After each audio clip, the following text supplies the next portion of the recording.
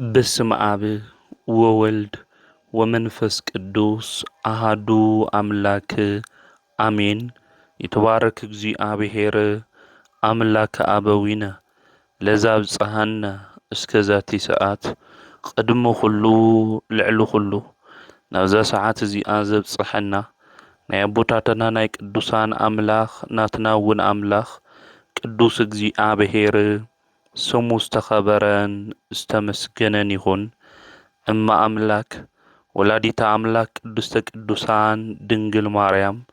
ስለ ፍጹም አዶነታ ስለ ፍጹም ክብራ ክብርን ምስጋናን ይብጽሐያ። ከምኡውን ቅዱሳን አቦታትና ቅዱሳን አዴታትና ብዝተወሃቦም ክብሪ መጠን ሁሉ ምስጋና ይብጽሐዮም። ኣብ ዝተፈላለየ ዓለም ኮይንኩም እዚ መንፈሳዊ ሚድያ እዚ እትከታተሉ ስድራ እግዚአብሔር ኣብ መስቀል ተሰቂሉ ፍጹም ዝኾነ ሰላሙ ብዝሃበና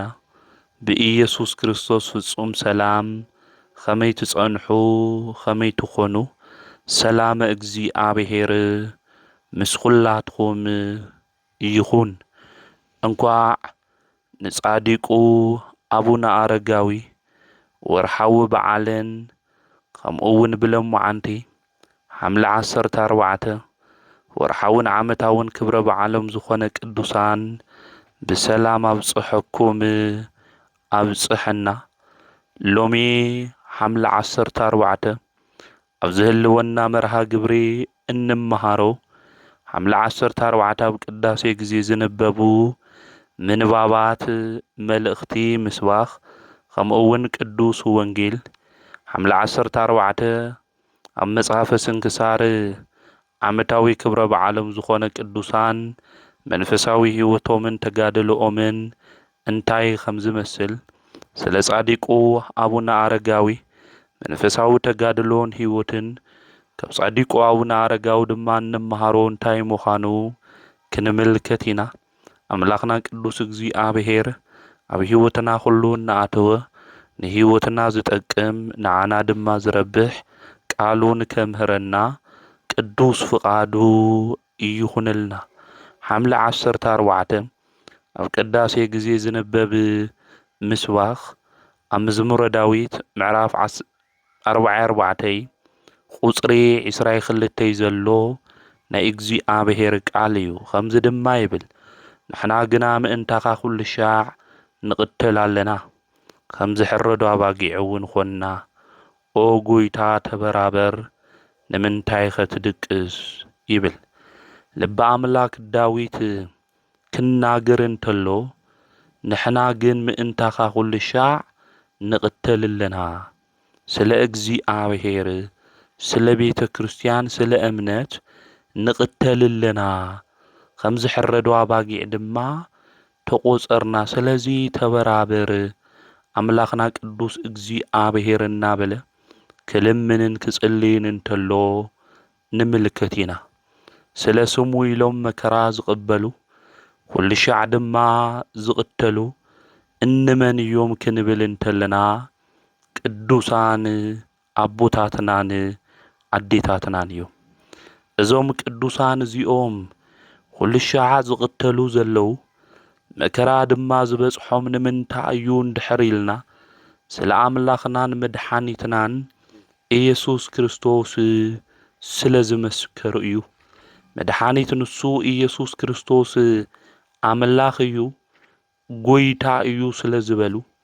ኣብ ቅድሚ ዓለዋውያን ነገሥታት ድማ ከይሓፈሩ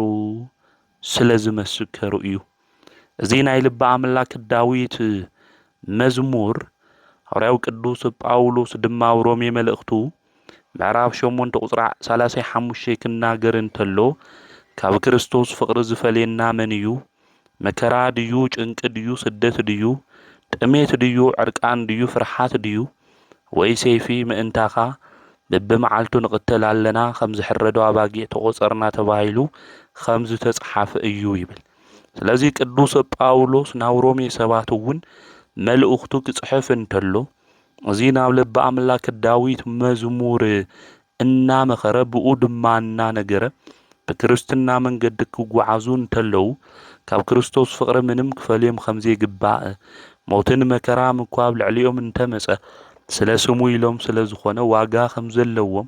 عسو خمزلوهم فليتهم من أي كريستنا من قد كوعزو خمز قباء قدوس باولوس نروما زركبو كريستيان كمخروم انتلو نملكتنا سلازي قدوس باولوس ون كنغرنا انتلو كفقر كريستوس زفالين من يو إزبل سلازي مكرا ديو سدت ديو موت ديو قدوسان ون من تاخا شعن قتل لنا نعاخين كحديث سلازبلنا أملاخنا إيخا سلازبلنا نقتل لنا እዩ ስለዚ ቅዱሳን ንሱይን ክሕዲሎም በብመዓልቱ መከራ ዝበጽሖም ስደት ዝበጽሖም ዝነበሩ እዮም ስለ ሐቂ ስለ ዝመስከሩ ስለ ጎይታ መድኃኒት ኢየሱስ ክርስቶስ ድማ ስለ ዝተናገሩ ሞይቱ ዝተበጅወና ዘድሐነና ንሱ እዩ ፈጣሪና አምላክና ንሱ እዩ እናበሉ ኣብ ቅድሚ ነገስታት ከይፈርሑ ከይተሳቀቁ ስለ መድኃኒት ንሱ ኢየሱስ ክርስቶስ ዝመስከር እዮም ስለዚ ምእንታኻ እዩ ስለ እግዚአብሔር ስለ ቤተ ክርስቲያን ስለ እምነት ኢሎም መከራ ዝተቀበሉ ዝተቀተሉ ቅዱሳን እዮም ዝሰርሕዎ ኃጢአት ዝሰርሕዎ ወንጀል ይኾነ ዝቅተሉ መከራ ዝቅበሉ ዘሎ ስለዚ ዞም ቅዱሳን እዚኦም ዝቅተሉ ዘለው መከራውን ዝበጽሖም ዘሎ ስለ ቤተ ክርስቲያን ከምኡውን ስለ እግዚአብሔር ስለ እምነት ምዃኑ ንፍላጥ ምርዳእ የድሊ ሰው እኮ ሰሪቁ ይቅተል እዩ ሰው እኮ ብሽፍትነት መንገድ ኾይኑ መከራ ይበጽሖ ሞቱውን ይጋጥሙ እዩ ማለት እዞም ቅዱሳን እዚኦም ግን ስለ ሃይማኖቶም ስለ ዝመስከሩ እዩ ስለ እግዚአብሔር ስለ ተናገሩ እዩ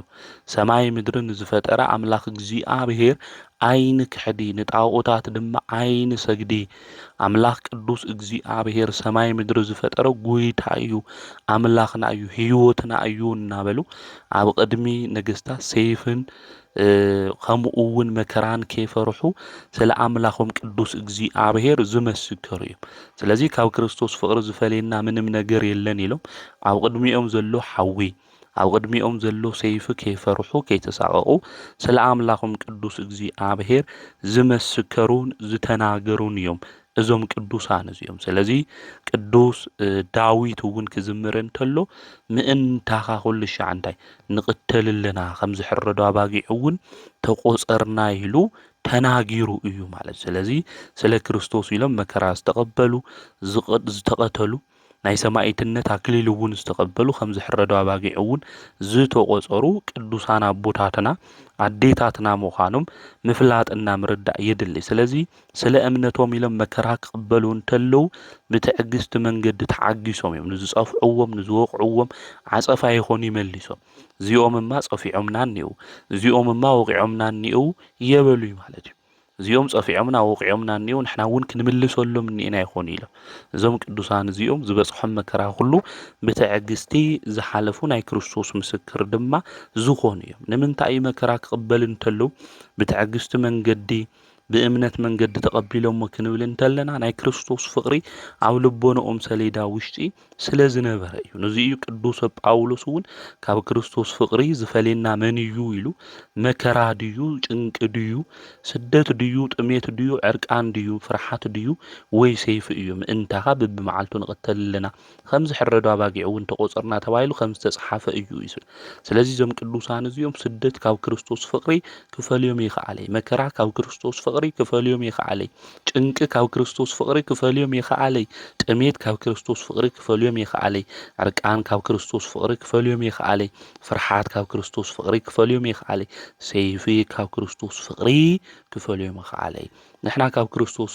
መንደር ወፂና ናብ ካሊእ ክንኸድ ዝገብረና ዘሎ እንታይ ይኾን ወገናተይ ሰይፍ ደ ይኾን ጥሜት ደ ይኾን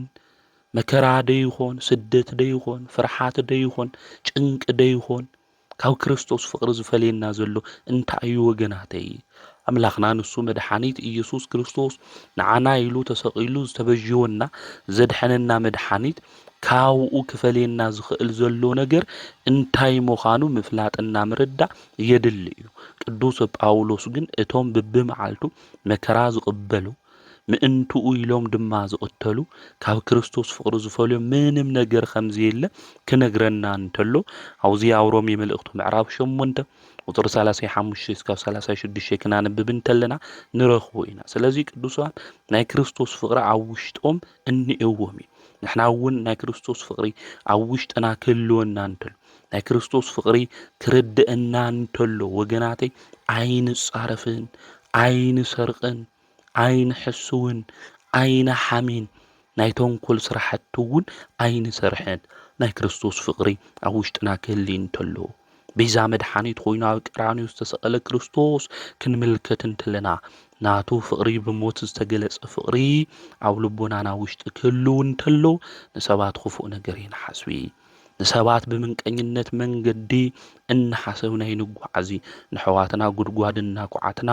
ናብኡ ክንኣትዉ ውድቀቶም ኣይንምነይ ናይ ክርስቶስ ፍቕሪ ዘለዎም ሰባት ክፉእ ነገር ኣይሓስቡን ናይ ሰብ ምትንሳእ እምበር ናይ ሰብ ውድቀት ኣይሓስቡ ስለዚ ናይ ክርስቶስ ፍቕሪ ኣብ ውሽጥና ክህልው ይግባእ ናይ ክርስቶስ ፍቕሪ ስለዚ የለኮ እዩ በዓልና ንበዓልና ወገናተይ ንበላልዕ ዘለና ፍቕሪ ካብ ውሽጥና ጠፊኡ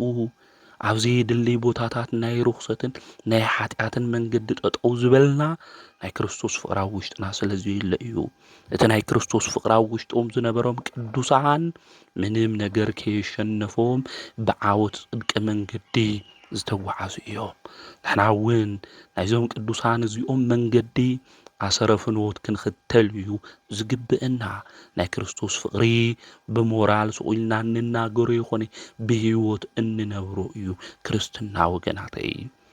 ሓደ ሰብ ስለ ክርስቶስ ብዙሕ ይናገር እዩ መብዛሕትኤና ስለ ክርስቶስ ተናገሩ ተባሂልና ኩልና ንናገር ኢና ኣምላኽ እግዚአብሔር ሃምዚ ኢልና ንምስክር ኢና ብምስካርና ጽቡቕ እዩ ብህይወት ግን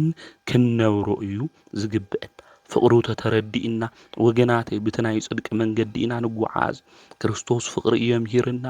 ንዝቐትልዎ ዝነበሩ መከራ ድማ ንዘብጽሕሉን ዝነበሩ ሰባት ችንካሩ ገና ካብ ኢዱ ከይወፀ እናሃለወ ኣቦይ ዝገብርዎ ይፈልጡን እሞ ይቅር በሎም ኢሉ ምሕረት ዝለመነ ናይ ይቅርታን ናይ ፍቕርን ኣቦ እዩ መድሓኒት ንሱ ኢየሱስ ክርስቶስ ናይ ክርስቶስ ፍቕሪ ክርድአና እንተሎ ከምዚ ዝበልና ናይ ይቅርታን ናይ ፍቕርን ሰባት ኢና እንኾን ወገናተይ ብህይወት ዘመንና ስለዚ ቅዱሳን ናይ ክርስቶስ ፍቕሪ ስለዚ ተረድኦም ናይ ክርስቶስ ፍቕሪ እንታይ ምዃኑ ተረዲእዎም ብናይ ጽድቂ መንገዲ ይጓዓዙ ነበሩ ንዝጸርፎም ሰብ ኣይጻረፉ ነይሮም ሰባት ክጸርፍዎም እንተለው ኣሜን ኢሎም ተቐቢሎም ዝጓዓዙ እዮም ነይሮም ንሕና ሰብ ክጸርፈና እንተሎ ስቑኢልና ዶ ንኸድ ንኾን ወይ ከዓ ሓወይ ተስሓይትካ ሓፍተይ ተስሓይት ኺልና ክንመኽሮም ዶ ንሙክር ንኾን ተኽኢልና ጉልበት እንድሕር ሃሊና ንወቕዖም ንጸፍዖም እንድሕር ዘይኾነ ግን ክልተ ሰለስተ መልሲ ብፋይል ጌርና ቅሚጥና እንጻረፍ ሰባት ኢና ለለና ማለት እዩ ንኣይዛባዊ ዝኾን ጸርፊ ክርስቲያን ዝኾን ጸርፊ ልኾነ ሰብ ልኾን ጸርፊ ፋይላት ኣብ ልብናና ዘቐምጥና ሰባት ኢና ለለና ቅዱሳን ግን ህይወቶም ክንሪኦ እንተለና ናይ ክርስቶስ ፍቕሪ ስለ ዝተረድኦም ክርስቶስ መከራ ከብጽሕሉ እንተለው እኮ ምጥፋእ የዓወየ ንጉሰ ሰማይ ወምድር እዩ ነገር ግን ንሳቶም ክጸርፍዎ እንተለው ንሱ ሱቕ ኢሉ ብትዕግስቲ እዩ ሓሊፉ ስለዚ ብህይወት ዘመንና ኣብ ዓለም ዘለው ሰባት ዘየድሊ ነገራት ላብ ልዕሊና ከምጽኡ እንተለው ብትዕግስቲ ክንሓልፍ ከም ዝግብአና ናይ ክርስቶስ ፍቕሪ ክርድአና እንተሎ ከምኡ ዝበለ ህይወት ከም ዝህልወና ካብ ክርስቶስ ፍቕሪ ዝፈልየኒ መን እዩ ኢሉ ቅዱስ ጳውሎስ ስለዚ ናይ ክርስቶስ ፍቕሪ ምሳእ እዩ ኣብ ውሽጢ ዝነብር ዘሎ ክርስቶስ እዩ ስለዚ ሰባት እንተጸረፉን እኳ መሊሰ እንታይ ገብር የጻረፊ ንዝረግሙን ድማ ይምርቕ የቅዱስ ወንጌል ከም ዝበሎ ኢሉ ህይወቱ ብጽድቂ መንገዲ ዝተጓዓዘ ሐዋርያ እዩ ካልኦት ቅዱሳን እውን ህይወቶም ክንርኢ እንተለና ከምዚ ዝበለ ህይወት እዩ ዘለዎ ስለዚ ናይ ክርስቶስ ፍቕሪ ተረዲእና ናይ ክርስቶስ ፍቕሪ እንታይ ምዃኑ ፈሊጥና ብናይ ጽድቂ መንገዲ ንክንጓዓዝ ንኣምላኽና ናይ እግዚአብሔር ቅዱስ ፍቃድ ይኹነልና ስለዚ ቅዱስ ጳውሎስ እንታይ ኢሉ ተናገሩ ካብ ክርስቶስ ፍቕሪ ዝፈልየኒ መን እዩ ኢሉ ተናገሩ ስለዚ ካብ ክርስቶስ ፍቕሪ ዝፈልዩና ዘለዉ ነገራት ሎሚ እንታይ እዮም ወገናተይ ምድራዊ ቁሳዊ ነገር ዲ ዝፈልየና ዘሎ ኣብ ዓለም እንሪኦ ዘለና ገንዘብ ድዩ ዝፈልየና ዘሎ ካብ ክርስቶስ ብላዕሊ በሊጽና ሓውና ክንክሕድ ሓፍትና ክንጠልም ዝገብረና ወለድና ክንርስዕ ታሪክና ገዲፍና ክንኸድ ዝገብረና ዘሎ ካብ ክርስቶስ ፍቕሪ ተፈሊና ድማ ኣብ ምዕንዳር ኣብ ዘይጠቅም መንደራት ኣብ ሞት መንደር ክንመላለስ ዝገብረና ዘሎ እንታይ ይኾን ወገናተይ? ለምኮ ክርስቶስ በአፍና ስለ ናቱ ንምስክር ብህይወት ግን ክርስቶስ ዝኣዘዘና ሕግና ትእዛዝ ዘይንፍጽም ብዙሓት ሰባት እኒአና ኢና። ተግባራዊ ክርስትና ዘይብልና ክርስቲያን ዘይጨን ህይወት ዘለና እኮ ብዙሓት እኒአና ኢና። ቅዱሳን ግን ህይወቶም ክንርኢ እንተለና ብናይ ቅድስና መንገድን ጽድቅን ዘሸብረቐ ዘጌጸ እዩ። መዓዝኦም እውን ክርስቶስ እዩ ወገናተይ ክንጨኖም እንተለና ቅዱሳን እዚ እዩ ቅዱስ ጳውሎስ ንሕና ናይ ክርስቶስ መዓዛ ኣለና እናበለ ዝመስከረ ዝተናገረን እዚ እዩ። ካብ ክርስቶስ ዝፈልዮም ነገር ምንም ስለዘየለ ንመከራ እውን ኣሕሊፎም ሰባት ክህብዎም እንተሎ ብመከረኦም ሁሉ ብዓወት ዝጎናጸፉ ዝነበረ ክርስቶስ ምስኦም ኮይኑ ናይ ክርስቶስ መዓዛ ስለ ዝነበሮም እዩ። ናይ ክርስትና ተግባር ሁሉ ይፍጽሙ መንፈሳዊ ተጋድሎ ድማ ይሰርሑ ስለ ዝነበሩ እዩ ቅዱሳን። ንሕና እውን ብህይወት ዘመንና ሁሉ ናይዞም ቅዱሳን እዚኦም ኣሰረ ፍኖት ተኸቲልና ናይ ጽድቂ መንገዲ ክንሰርሕ ብናይ ጽድቂ መንገዲ ጉዕዞ እውን ንክንጓዓዝ ኣምላኽና ቅዱስ እግዚኣብሔር ንኹልና ንክሕግዘና ንኣምላኽና ናይ እግዚኣብሔር ቅዱስ ፍቓድ ይኹነልና። ስለዚ ቅዱስ ጳውሎስ ካብ ክርስቶስ ፍቕሪ ዝፈልየና እንታይ እዩ? ምእንታኻ በብመዓልቱ ንቕተልልና ከም ዝሕረዱ ኣባጊዕ እውን ተቖጸርና እዩ። ኣብ ቅድሚ ነገስታት ጠጠው ክብሉ እንተለዉ ቅዱሳን ክርስቶስ ክሓዱ ንኣጵሎስ ድማ ስገዱ ንቡኤል ስገዱ ክበሃሉ እንተለዉ ንሳቶም ግን ህይወትና ክርስቶስ እዩ፣ ሰማይ ምድሪ ዝፈጠረ ኣምላኽ ንሱ እግዚኣብሔር እዩ፣ እንሰግደሉ እናምልኸሉ ሓደ ጎይታ ንሱ ኣምላኽ እግዚኣብሔር እዩ ኢሎም ብነብሶም ተወራሪዶም እዮም ቅዱሳን።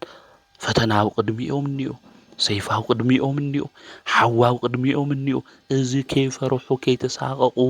ስለ ኣምላኾም ስለ እግዚኣብሔር ድማ ዝመስከሩ እናተገረፉ ደሞም ድማ ከማይ ውሕጅ እናፈሰሰ ናብ ሓዊ እውን እናተደብረዩ ስለ ስሙ ምስክር ዝኾኑ እዩ። እዚ እዩ ልበ ኣምላክ ዳዊት እውን ምስክራትካ ዘድንቑ እዮም ነብሰይ ድማ ደለየቶም እናበለ ዝናገር እቶም በብመዓልቱ ዝቕተሉ ከም ዝሕረዱ ኣባጊዕ ዝተቖጸሩ ቅዱሳን እዮም ወገናተይ። ነብሰይ ደለየቶም እናበለ ልበ ኣምላክ ዳዊት ዝዝምህ። ስለዚ ቅዱሳን ንዓና ረኣያ እዮም። ብክርስትና ከመይልና ክንነብር ከም ዝግብአና ዘምህሩና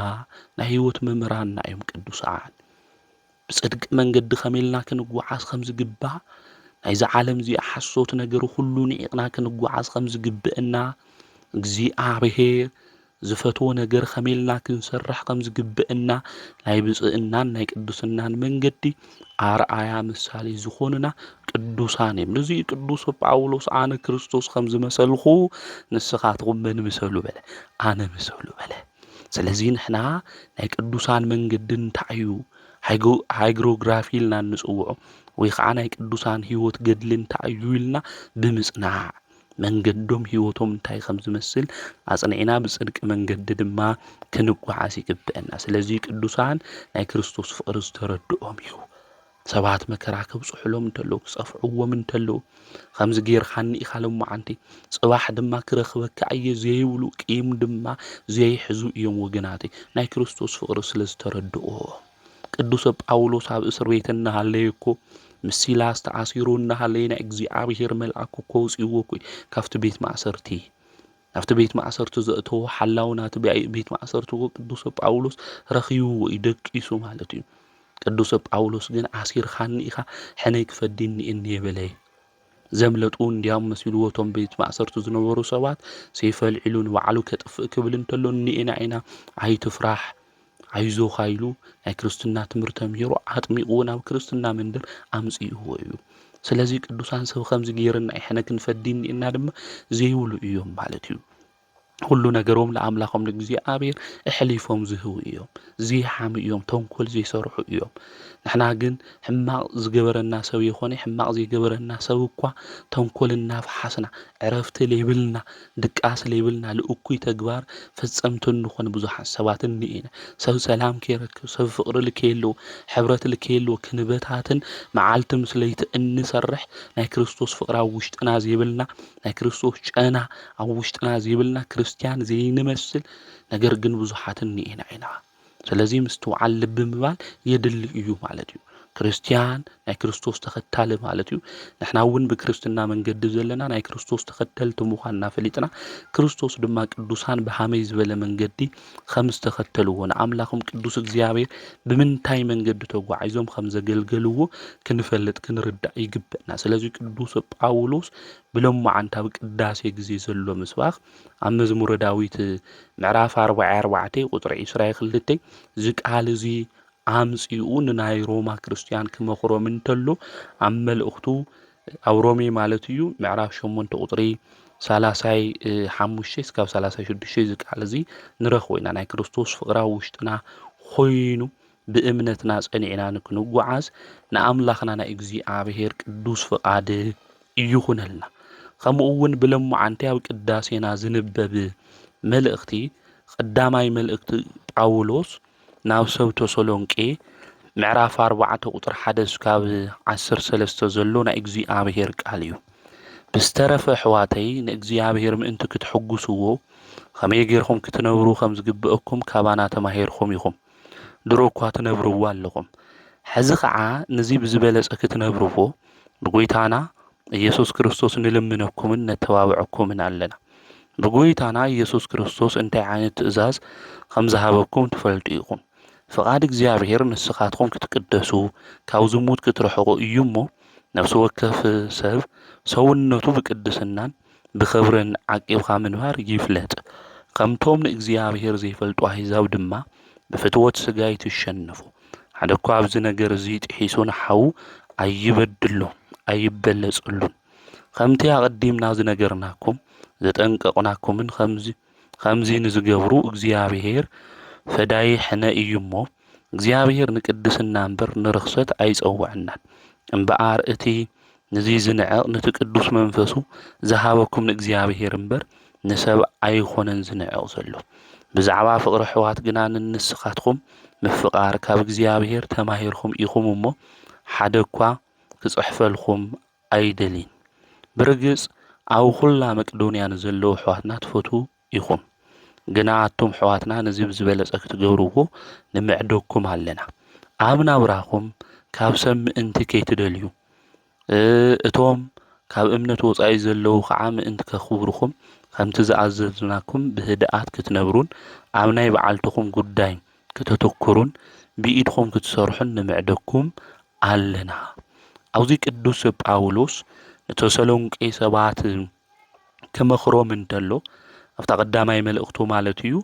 ምዕራፍ 4 ቁጥሪ 1 ክንምልከት እንተለና ኸመይልና ብህይወትና ዘመን ንእግዚአብሔር ክንሕጉሶ ከም ዝግብአና እዩ ዝነግረና ማለት ስለዚ ንእግዚአብሔር ምእንቲ ክትሕጉስዎ ኸመይ ኢልኩም ክትነብሩ ከም ዝግብአኩም ካባና እንታይ ጌርኩም ኢኹም ተማሂርኩም ኢኹም እዩ ዝብል ስለዚ ቅዱስ ጳውሎስ ብህይወቱ ብቃሉ ጥራሕ ይኾነ ብህይወቱ ኸመይ ኢሎም ኣምላኾም ቅዱስ እግዚአብሔር ክሕጉሱ ከም ዝኽእሉ ኣምሂርዎም እዩ ቅዱስ ጳውሎስ ብክርስቶስ ዝኣመነ ኣሚኑ ድማ ነቲ ዝኣመኖ ናይ ህይወት መንገዲ ድማ ዝተጓዓዘ ቅዱስ ኣቦ እዩ ከምህር እንተሎ ወንጌል ክሰብኽ እንተሎ መከራ ከብጽሕሉ እንተለዉ ኣብ ልዕሊኡ ናይ ጸላእት ተንኰል ክገብሩ እንተሎ ንሱ ግን ብፍቕሪ ይፈትዎምን ካብ ጸልማት መንገዲ ንክወጹ ናይ ብርሃን ወንጌል ብስራት ድማ ይናገሮም ነይሩ ኣብዚ ኣብ ግብረ ሐዋርያት ክነንብብ እንተለና ንመከራ ንዘብጽሕሉ ኣብ ኤፌሶን ዝነበሩ ከምኡ እውን ኣብ ደርቤን ዝነበሩ ኣብ አንጾኪያን ዝነበሩ ቅዱስ ጳውሎስ ተመሊሱ ኸይዱ ወንጌል የምህሮምን ይሰብኾምን ድማ ነይሩ እዩ ማለት ስለዚህ ክርስትና መከራን ዘውጽሖምሎም ሰባት ንዝረገምዎም ሰባት እናመረቁ ናህይወት ቃል ድማ ይናገሩን እዚ ዝተምሃርዎ ድማ ካብ መን እዩ እንድሕሪልና ካብ ጎይታና መድኃኒትና ንሱ ኢየሱስ ክርስቶስ እዩ ስለዚህ ቅዱስ ጳውሎስ ንእግዚአብሔር ክትሕጉስዎ ከመይ ከም ዝግባእ ካባና ተማሂርኩም ይኹም በለ ንሕና እግዚአብሔር ንምሕጓስ ንጉይለና ደንኾን ዕለት ዕለት ህይወትና ሰባት ንምሕጓስ እምበር እግዚአብሔር ንምሕጓስ ንጽዕርለና ደንኾን ወገናተይ ጻዕርና እንታይ እዩ ጉያና እንታይ እዩ ወገናተይ ቅዱስ ጳውሎስ ግን በህይወት ዘመንኩም ለመን ሕጉስዎ እግዚአብሔር ሕጉስዎ በለ ሰባት ምሕጓስ ቀሊል እዩ ወገናተይ ብንእሽተይ በዓዊ ሰብ ክሕጎስ ይኽእል እዩ እግዚአብሔር ምሕጓስ ግን ከቢድ እዩ እግዚአብሔር ንክንሕጉሶ ወገናተይ ክንገብሮም ዝግብአና ነገራት እንዮ መንፈሳዊ ብርትዕ የድሊ ሃይማኖታዊ ጉልበት የድሊ ፍቃደ ስጋና ምሽናፍ የድሊ እዩ እግዚአብሔር ንምሕጓስ ስለዚህ መንፈሳዊ ብርትዕ ክልወና ይግባእ እንጸልይ እንጾም እንሰግድ ክንኾን ይግባእ ሃይማኖታዊ ጉልበት እውን ክልወና ፍቃደ ስጋና እውን ንፍቃደ ነፍስና ዝግዛእ ክኾን ይግባእ ብትምኒት ስጋና ጥራሕና ተጓዓዝና ፍቃደ ስጋና እናፈጸምና ግን አምላኽና ቅዱስ እግዚአብሔር ክንሕጉሶ ከምነይ ንኽእል ክንፈልጥ ክንርዳ ይግብእና ማለት ስለዚህ አውዝ ቅዱስ ጳውሎስ ክናገር እንተሎ ካባና ተማሂርኩም ይኹም እናበለ ክናገር እንተሎ ንምልከትና ቅዱስ ጳውሎስ ህይወቱ ሁሉ ክንምልከት እንተለና ናይ ክርስቶስ ሰራዊት አገልጋሉ ኮይኑ በቅንዕና በጽድቅ መንገድ ድማ ዝተጓዓዘ እዩ ሐዋርያ ኮይኑ ምስተጸውዐ ናይ አሕዛብ ድማ ሐዋርያ ከገብረካ እምሰብሎ ጎይታና መድኃኒትና ኢየሱስ ክርስቶስ ብተውዓት ኮይኑ ወንጌል ዘምህር ዝነበረ እዩ ሰባት እውን ብጸሎት ከምኡውን ብጾም በጎይታ መድኃኒት ኢየሱስ ክርስቶስ አሚነው ዘለዓለማዊ መንግስት ምእንቲ ኮርሱ በመዓልተን ብለይትን ናይ እግዚአብሔር ቃል ዘምህር ዝሰብኽን ዝነበረ ሐዋርያ እዩ ስለዚህ በጽድቅ መንገዲ ከመይልና ከምስተጓዓዝና አምላኽና ቅዱስ እግዚአብሔር ከመይልና ከምዘምልኽና ንስኻትኩም ትፈልጡ ይኹም ሰይጣን ብዙሕ ግዜ አዝንገን መከራውን አምጽሕለ እዩ ነገር ግን በፈተናታት ሁሉ ድማ አሸኒፎ ጉያይ እንታይ ዝገብሩ ዝወዳሁ ዝፈጸምኹ ኢሉ ነወዱ ጢሞቴዎስ እውን ክመኽሮ እንተሎ ጉያይ ፈጺመ እየ ተጋድሉ ከም ዝፈጸመ ጉዩኡ ከም ዝፈጸመ ቅዱስ ጳውሎስ ይነግረን ሰማያዊ አክሊል ድማ ይጽበየን ኣሎ ጎይታ ክበን ኢሉ ብተውዓት ዝተናገረ ሐዋርያ እዩ ቅዱስ ጳውሎስ ስለዚህ መንፈሳዊ ጉዩኡ ዝፈጸመ እዩ ኣብ ምድር ክንነብር እንተለና ከም ክርስቲያን መጠን መንፈሳዊ ውግእ ብመንፈሳዊ ውግእ ውሽጥ ድማ ዓወት ክንረክብ ከም ዝግብአና ሕቅና ድማ ክንዕጠቕ ከም ዝግብአና ናይ እምነት አጽዋርና ድማ ክንሽከም ከም ዝግብአና ቅዱሳት መጻሕፍቲ ይነግሩና እዮም እዚ መንፈሳዊ ውግእ እዚ ድማ ምስ ናይ ምድራዊ ኃይሊ ይኾነ ምስ ርኩሳን መናፍስት እዩ ውግእና ማለት ምስ ስጋና ደም ከም ዘይኾነ ቅዱስ መጽሐፍ ይነግረና እዩ ስለዚህ ከም ክርስቲያን መጠን አውዝ ምድር ዝክንነብር እንተለና ናይ ርኩሳን መናፍስት ኃይል ክነሽንፍ እንኽእል መንፈሳዊ ብርትዕ ከምኡውን ሃይማኖታዊ ጉልበት እንረክብ ብጾምና ብጸሎት እዩ ናይ ጾም ህይወት ናይ ጸሎት ህይወት ክልወና እንተሎ ከምኡውን ክንሰግድ እንተለና እቶም ርኩሳት መናፍስት ኃይሎም ክነሽንፎ ክነድኽሞ ከም ንኽእል ክንፈልጥ ክንርዳእ ይግብእና ጎይታና መድኃኒትና ንሱ ኢየሱስ ክርስቶስ እውን ንደቀ መዛሙርቱ እቲ ርኩስ መንፈስ ሓዲርዎ ዝነበረ መውጻእ እምቢ ክብሎም እንተሎ ከምዚ ዝበለ መንፈስ ክወጽእ ዝኽእል ብጾምና ብጸሎት ኢሉ ተናጊርዎም ስለዚህ ንሕና እውን በህይወት ዘመንና ሁሉ ናይ ጾም ህይወት ክልየና እንተሎ ናይ ጸሎት ህይወት ከምኡውን እንሰግድ ለአምላኽና እግዚአብሔር እንግዛእ እንድሕር ኮይና እዞም ርኩሳን መናፍስት እዚኦም ክነሽንፎም ከም ንኽእል ክንፈልጥ ክንርዳእ ይግብአና እዞም ርኩሳን መናፍስት እዚኦም እንድሕር ሽኒፍናዮም ኮይና መንፈሳዊ ብርትዕ ሃይማኖታዊ ጉልበት እንድሕር ሃልዩና ፍቃደ ስጋና እውን ይሽነፍ ንፍቃደ ነፍስና ድማ ንግዛእ እግዚአብሔር ከም ዘድልዮ መንገዲ ክንጓዓዝ እንተለና አምላኽና ቅዱስ እግዚአብሔር ንሕጉሶ ኢና ማለት ስለዚህ በህይወት ዘመንና ሁሉ አምላኺ ቅዱስ እግዚአብሔር ይሕጉሶ ለኹዶ ደሞ አንተ ዘውዓልና ይውዕሉ ታዩ ዝመስል እናሐሸው ሆዲየ እናሰረቅ ሆዲየ እናዓመጽ ሆዲየ ውዒለ ወይስ እግዚአብሔር ከም ዝፈትዎ መንገዲ እየተጓዓዘ ንዑና መስገንኹ ሽሙና ጸዋዕኹ እሱ ደስ ብዝብሎ መንገዲ እየተጓዓዘ ለማዓንቲ ጸለየ ደይኹን ለማዓንቲ ጾሞ ደይኹን ለማዓንቲ ሰጊደ ደይኹን እናበልና እቶም መንፈሳዊ ትሩፋት ጸጋ ካብ እግዚአብሔር እንቅበለሉ ከምኡ እውን ዝህቡና ናይ ጾም ናይ ጸሎት ህይወት ክንገድፍ ከም ዘይግበአና ክንሕዝ ከም ዝግበአና ክንፈልጥ ክንርዳእ ይግበአና ሓደ ኢና ግን ትንጎይ እንተለና አውዛ ዓለም ዝክንነብር እንተለና ሰባት ለመሐጓስ እንበር እግዚአብሔር ንምሐጓስ ኢልና ይንኸድ ንሰባት እውን ኸፉኡ ነገር ክንገብር ይግበአና ነገር ግን በህይወት ዘመንና ሁሉን እግዚአብሔር ዝሕጉስ ስራሕ ክንሰርሕ እንተለና ምክንያቱ አምላኽና ቅዱስ እግዚአብሔር ሓውኻ ፍተው ሓፍትኻ ፍተው ትእዛዝ እዩ እናበለ ይነግረና እዩ ስለዚህ አምላኽና ቅዱስ እግዚአብሔር ሕጉስ እንድሕር ኮይና ናይ ጽድቅ ስራሕ ንሰርሕ እንድሕር ኮይና ንሰባት እውን እንታይ ንገብሪ የንብድሊ ኸፉኡ ነገር እውን አይንገብሪ ስለዚህ እግዚአብሔር ምእንቲ ክትሕጉስዎ ከመይ ጌርኩም ክትነብሩ ከም ዝግበአኩም ካባና ተማሂርኩም ይኹም እናበለ ቅዱስ ጳውሎስ ንናይ ተሰሎንቄ ሰባት ክመኽሮም እንተሎ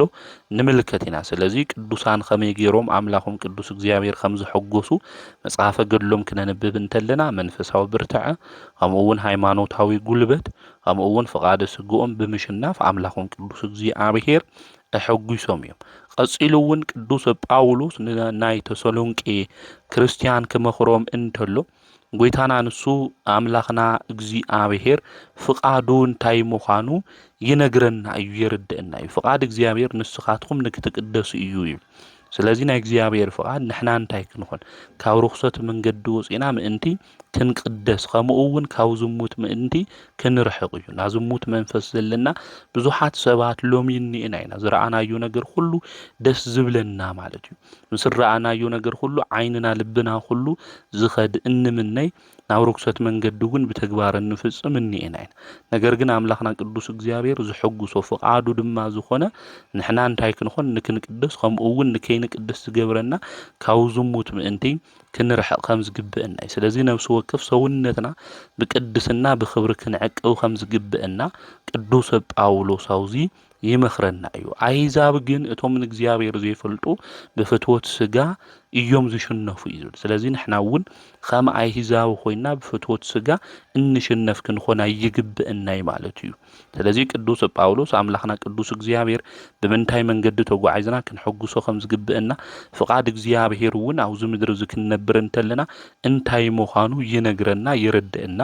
ንሓውና እውን ክንብድል ከም ዘይብልና አምላኽና ቅዱስ እግዚአብሔር እውን ንኹልና ዝጸውዕና ንርኽሰት ዘይኾነስ ንቅድስና ምዃኑ እውን ቅዱስ ጳውሎስ ይነግረና እዩ ስለዚህ ዝጸውዕና አምላኽና ቅዱስ እዩ እግዚአብሔር ንሕና እውን ብቅድስና መንገዲ ክንነብር እዩ ዝግበአና ነገር ግን ብቅድስና መንገዲ ተጓዓዙ ረኽሶት ዝኾነ ናይ ዝሙት መንገዲ ግደፉ ተባሂልና እዚ ቃል እዚ ንዕቕ እንድሕር ኮይና ግን እንንዕቆ ዘለና ንሰብ ዘይኾነስ ነቲ ቅዱስ መንፈሱ ምዃኑ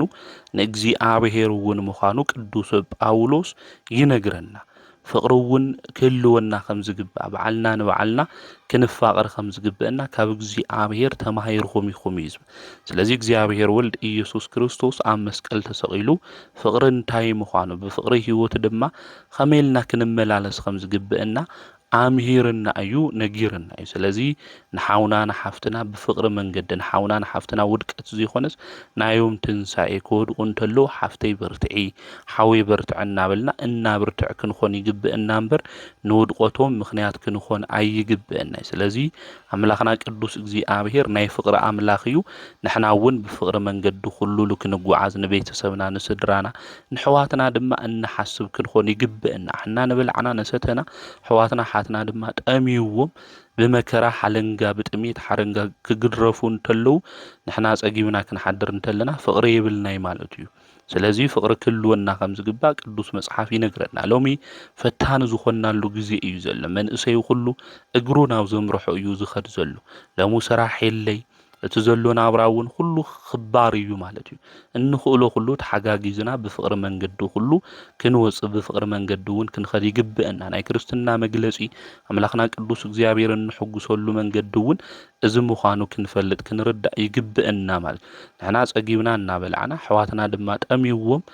ብጥሜት መንገዲ ሓለንጋ ክግረፉ እንተለው ግን ተኹርዓርዒና እንኸድ እንድሕር ኮይና ዘየድሊ ተግባራት ንፍጽም እንድሕር ኮይና ግን እግዚአብሔር ዘይሕጉስ መንገዲ ምዃኑ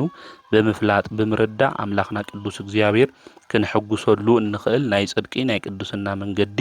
ክንጓዓዝ እዩ ዝግብአና። ከምኡውን ቅዱስ ጳውሎስ አውዚ ክነግረና እንተሎ ኣብ ናብራኹም ኩሉ እዩ ዝብል እቶም ሰባት ምእንቲ ከኽውሩኹም እቶም ኣሕዛብ እውን ምእንቲ ከኽውሩኹም እዩ ዝብል። ስለዚ ብህድኣት ክትነብሩ እኒአኩም እዩ ዝብል። ብሽኩልነት ህይወት ክንነብር ከም ዘይግብአና እውን አውዚ ይነግረና። ብህድኣት መንገዲ ክንጓዓዝ ይግባእ። ከምኡ እውን ኣብ ናይ ባዕልኩም ጉዳይ ክትትኹሩ ይግብአኩም፣ ኣብ ዘይ ናይትኩም ጉዳይ እውን ክትኣትዉ ይግብአኩም እዩ ዝብል። ሓደ ሰባት ኣብ ዘይምልከተና ጉዳይ ኣትዩና ህይወት ሰባት ክነብላሽው እንተለና ንዕዘብ ኢና ንምልከት ኢና። ክልተ ፍቁራት ወይ ኣብ ሓዳር ዘለዉ ሰባት ብፍቅሪ መንገዲ ብሓዳር መንገዲ ክጓዓዙ እንተሉ ኣብ ዘይምልከተና እናኣተውና ሃምዚ እዩ እዚ እዩ ልታጓል ኣንስተይቲ ልትወድና መኸርና ህይወቶም ብፅብፅ እናብል ሓዳሮም እናበላሹ ብዙሓት ሰባት እኒአን። ስለዚ ኣብ ዘይምልከተና ነገር ክነኣትው ይግባእ። ኣብ ዘይምልከተና ነገር ኣትዩና ናሰው ህይወት ክነበላሽው እንተለና ኣምላኽና ቅዱስ እግዚአብሔር ባኣና ይሓዝን እዩ ማለት እዩ። ስለዚ ኣምላኽና ቅዱስ እግዚአብሔር ባባና ከይሓዝን ኣምላኽና ቅዱስ እግዚአብሔር ሕጉስና ብህይወት ዘመንና ድማ ተጓዓይዝና ዓስብ ካብ እግዚአብሔር ልክንቅበል ምእንቲ ኣብ ዘይምልከተና ነገር ክነኣትው የብልና። ሎሚ ሰብ ኣብ ዘይምልከቶ እናኣተው የዓለም እውን ትውኽለላ ማለት እዩ። ኣብ ዘይምልከተና ኣብ ዘይጣጣና ንኣቲ ናብ ባዕልና ህይወት ተበላሹ ና ሰባት ድማ ክነበላሹ እንደሊ እኒአና ናየ ጥራሕ ድማ ተበላሹ ክቐሪ ሓዳር ዝፈትሐት ጓል ኣንስተይቲ ሓዳር ዝፈትሐ ወዲ ተባዕታይ እንድሕራሊ ኣነ ፈቲሐ ድዩ ንሳ ብሰላም ክትነብር ኣነ ፈቲሐ ድዩ እሱ ብሰላም ክነብር ኢልና ናብ ናይና ህይወት ናብ ለየድሊ መንገዲ እናምፅእ ሰባት እኒአን። ዝተፀዋዕናዮ ግን ንቅድስና እምበር ንርክሰት ከምዚ ይኾነ ቅዱስ መፅሓፍ ይነግረና። ተኽኢልና ንሕና ህይወትና ክነቕንዕ ናብ ቅዱስና መንገዲ ክንመፅእ ሓዳርና ድማ ብኣግባብ ክነኣሊ ይግብአና። እንድሕር ዘይኮይኑ ግን ሰባት ላባና ንክመፁ እንጉስጉስ እንድሕር ኮይና ኣብ ዘይጣጣና ኣብ ዘይ ጉዳይና ንኣቲ ኣለና። እዚ ድማ ንእግዚአብሔር ዘይሕጉሶ ጉዳይ ምዃኑ ክንፈልጥ ኢድና እውን ኣብ ማእኸል ሰባት እትዩና እንድሕር ኮይና ክንእክብ ይግብአና። ሰባት ተተዋኢሶም ንምዕራቕ እንድሕር ኮይኑ ፀገም ይውል። ናብ ፍቅሪ መንገዲ ናብ ሕብረት መንገዲ ንክመፁ እንድሕር ኮይኑ ፀገም ይውል። ነገር ግን ሰባት ንምበኣስ ኢልና እንገብሮም እንኸዶም መንገዲ ግን ልክዕ ከምዚ ይኾነ ክንፈልጥ ክንርዳእ ይግብአና። ሎሚ ኣብ ለይጣጣና እናኣተውና ናሰብ ህይወት እንብፅብፅ ናብራ ሰባት እንርብሽ ኣብ ዘይምልከተና ነገር ሁሉ እናኣተውና ሃምዚ እዩ እዚ እዩ እዚ እዩ እናበልና ብለየድሊ ቋንቋታት እውን እናተናገርና ናይ ርክሰት መንገዲ ክጓዓዙ ንገብር ኣለና እሞ እዚ እግዚአብሔር ዘይፈትዎ ስራሕ ምዃኑ ክንፈልጥ ክንርዳእ ይግብአና። ከምኡ እውን ቅዱስ ጳውሎስ ኣብ ናብራኹም ኩሉ ብኢድኩም ክትሰርሑ ንምዕደኩም ኣለና እዩ ዝብል። ስለዚ እንኽእል ኩሉ ሎሚ ስራሕ ለየለ ክኾን ይኽእል እዩ፣ ግን ንእሽተይ ትበሃል ነገር ናባዕልና ነገር እንድሕር ሃልያ ለኣእምሮና ዓረፍቲ ስለዝኾነ እሱ ንክባርከልና እግዚአብሔር ብኢድና እናሰርሕና እግዚአብሔር እውን ሰላም ዝኾነ ፍቅሪ ንከምፅአልና ዘመንና ሁሉ ዝተቀደሰ ምእንቲ ንክኾነልና ናብኡ እናፀለና እዚ መንፈሳዊ ተግባር እዚ ክንፍፅም ከም ዝግብአና ቅዱስ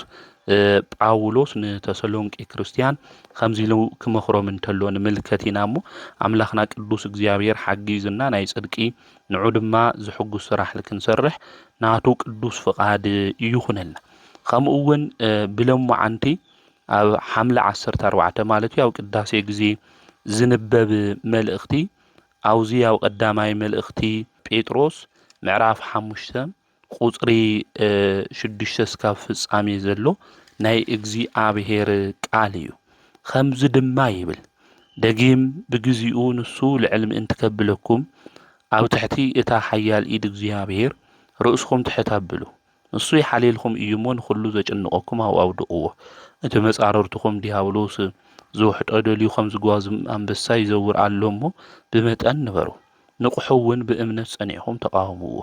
ነቶም ኣብ ዓለም ዘለዉ ኣሕዋትኩም እውን እዚ መከራ እዚ ይበፅሖም ከም ዘሎ ተፈልጡ ኢኹም። ናብ ዘለዓለማዊ ክብሪ ብኢየሱስ ክርስቶስ ዝፀውዐኩም ኣምላኽ ናይ ኩሉ ጸጋ ቁሩብ ግዜ መከራ ምስ ተቐበልኩም ንሱ ክፍጽመልኩም ከጽንዐኩም ከብርትዐኩም ክምስርተኩም እውን እዩ። ንዑ ንዘለዓለም ክብርን ስልጣንን ይኹኖ ኣሜን። ብትእሙን ምዃኑ ዝፈልጦ ሓውና ስልዋኖስ ገይረ ከተባብዐኩም እዚ ቆይምኩምሉ ዘለኹም ጸጋ ናይ ሓቂ ጸጋ ኣምላኽ ምዃኑ እናመስከርኩልኩም ነዛ ሓጻር መልእኽቲ ይጽሒፈልኩም ኣለኹ። እታ መትሓሪትኩም ዝኾነት ኣብ ባቢሎን እትርከብ ቤተ ክርስቲያን ሰላም ትብለኩም ኣላ። ማርቆስ ወደይ እውን ሰላም ይብለኩም ኣሎ። ብክርስቲያናዊ ፍቕሪ ብቅዱስ ሰላምታ ንንስኻትኩም ሰላም ተባሃሉ። በክርስቶስ ንዘለኹም ኩሉኻትኩም ሰላም ይኹን ኣሜን። በክርስቶስ ንዘለና ኩልና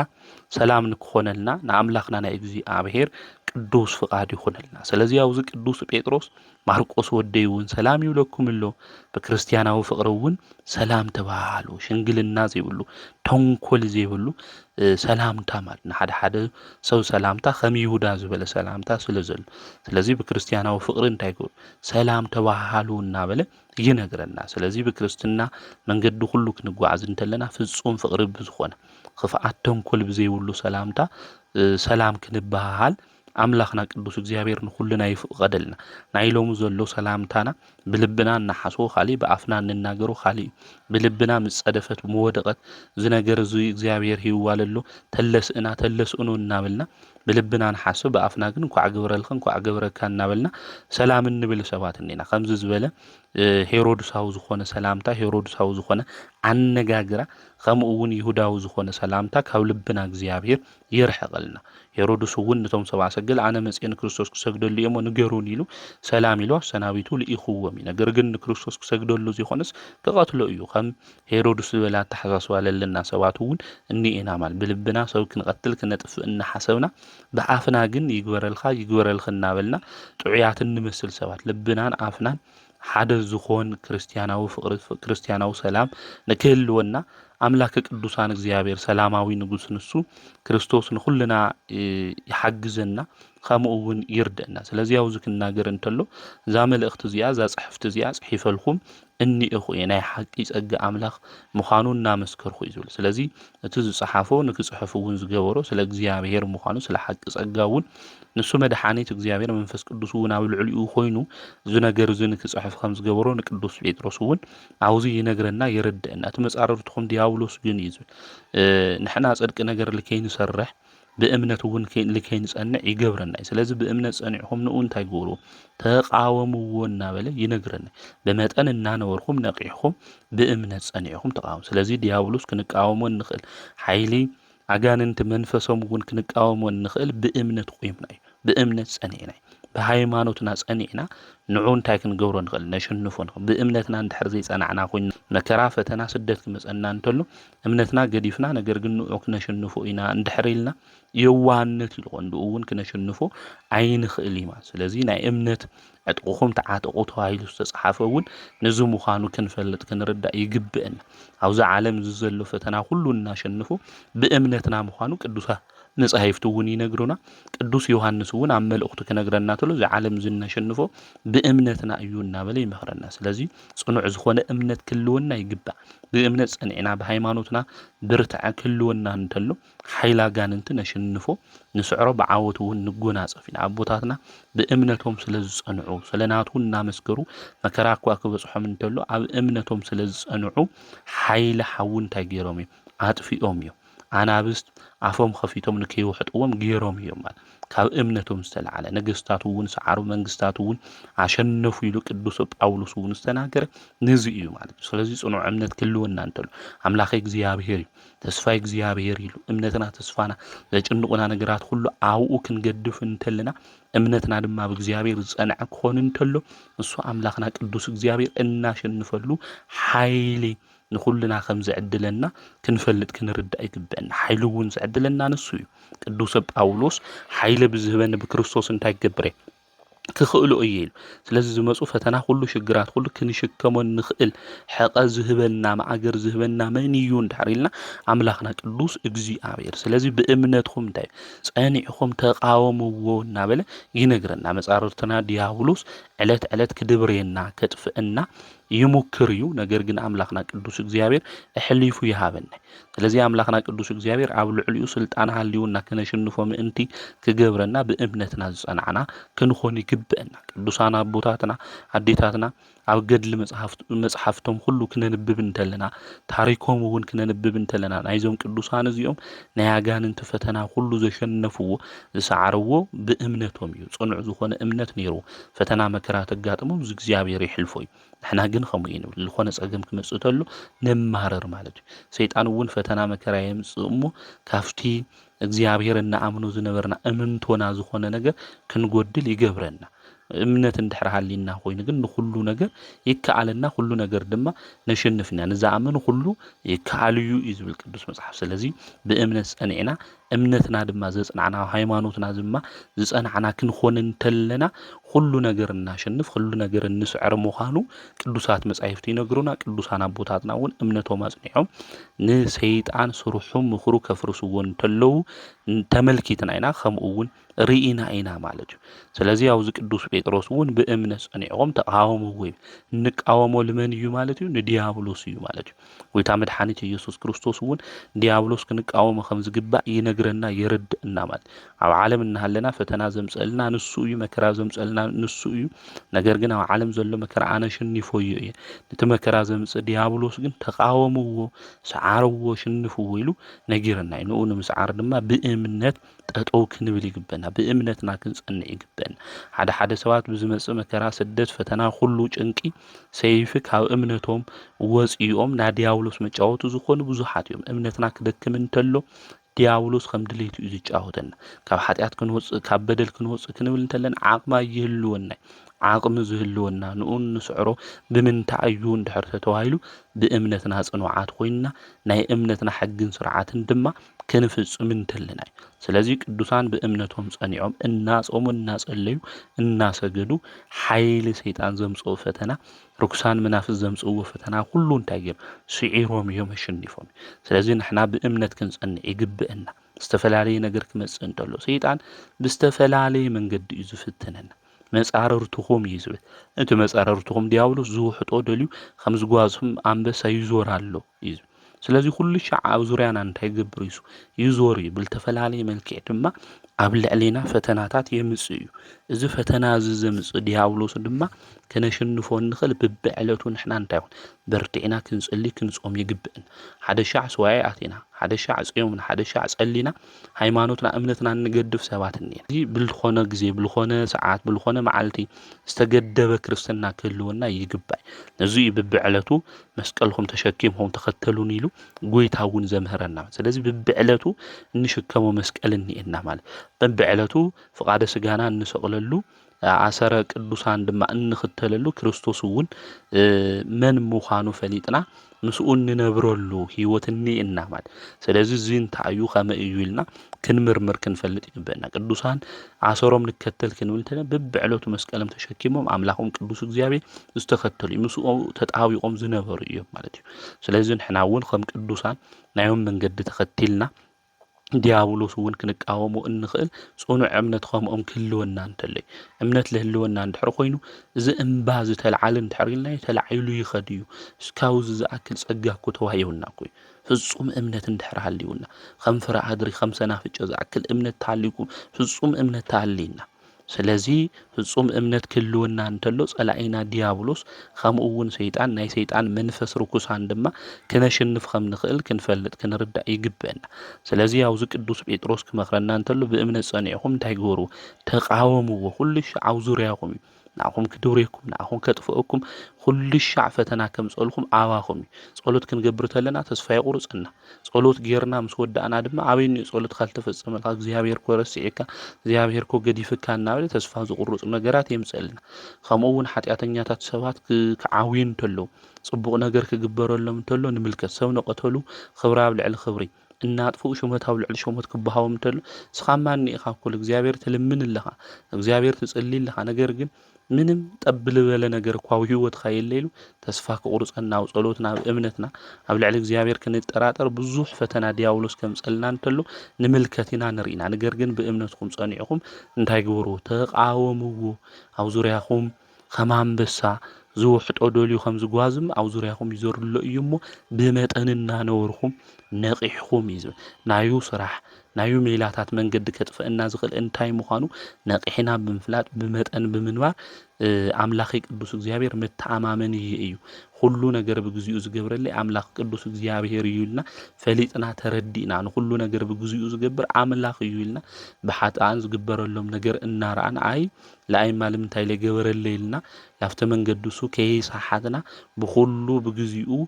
ጽቡቕ ዝገብር አምላኽ እግዚአብሔር ይልና ተስፋና እምነትና ወጌርና ክንጓዓዝ አብ እምነትና እውን ጸኒዕና ዲያብሎስ ንዘምጽኦ ፈተና ሁሉ ተቃዊምና ክንሐልፍ ይግብአና ሎሚ ፈተና መከራ በጽሕና ካብ ዓድና ተፈናቂና ካብ ንፈትዎም ቤተሰብና ስድራና ካብ ደቅና ካብ ብዙሕ ዘመድና ተፈሊና ተፈላለየ ቦታታት እንኤና ኢና መብዛሕቴና ማለት እዩ ነገር ግን ንሕና ለምንታይ እግዚአብሔር ከምዚ ገይር ሃገረ ቅዱሳን ይታወቱ ጽን ለለው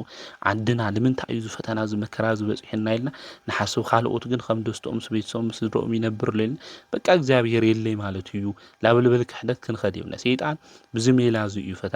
ፈተናታት ልፍትነና ካብ እግዚአብሔር መንገድ እውን ክንወጽእ ዝገብረና ነገር ግን ክንነቅሕ ይግብአና ለክርስቲያን ብዙሕ ፈተና ሃምለሎ መሰናኸል ሃምለሎ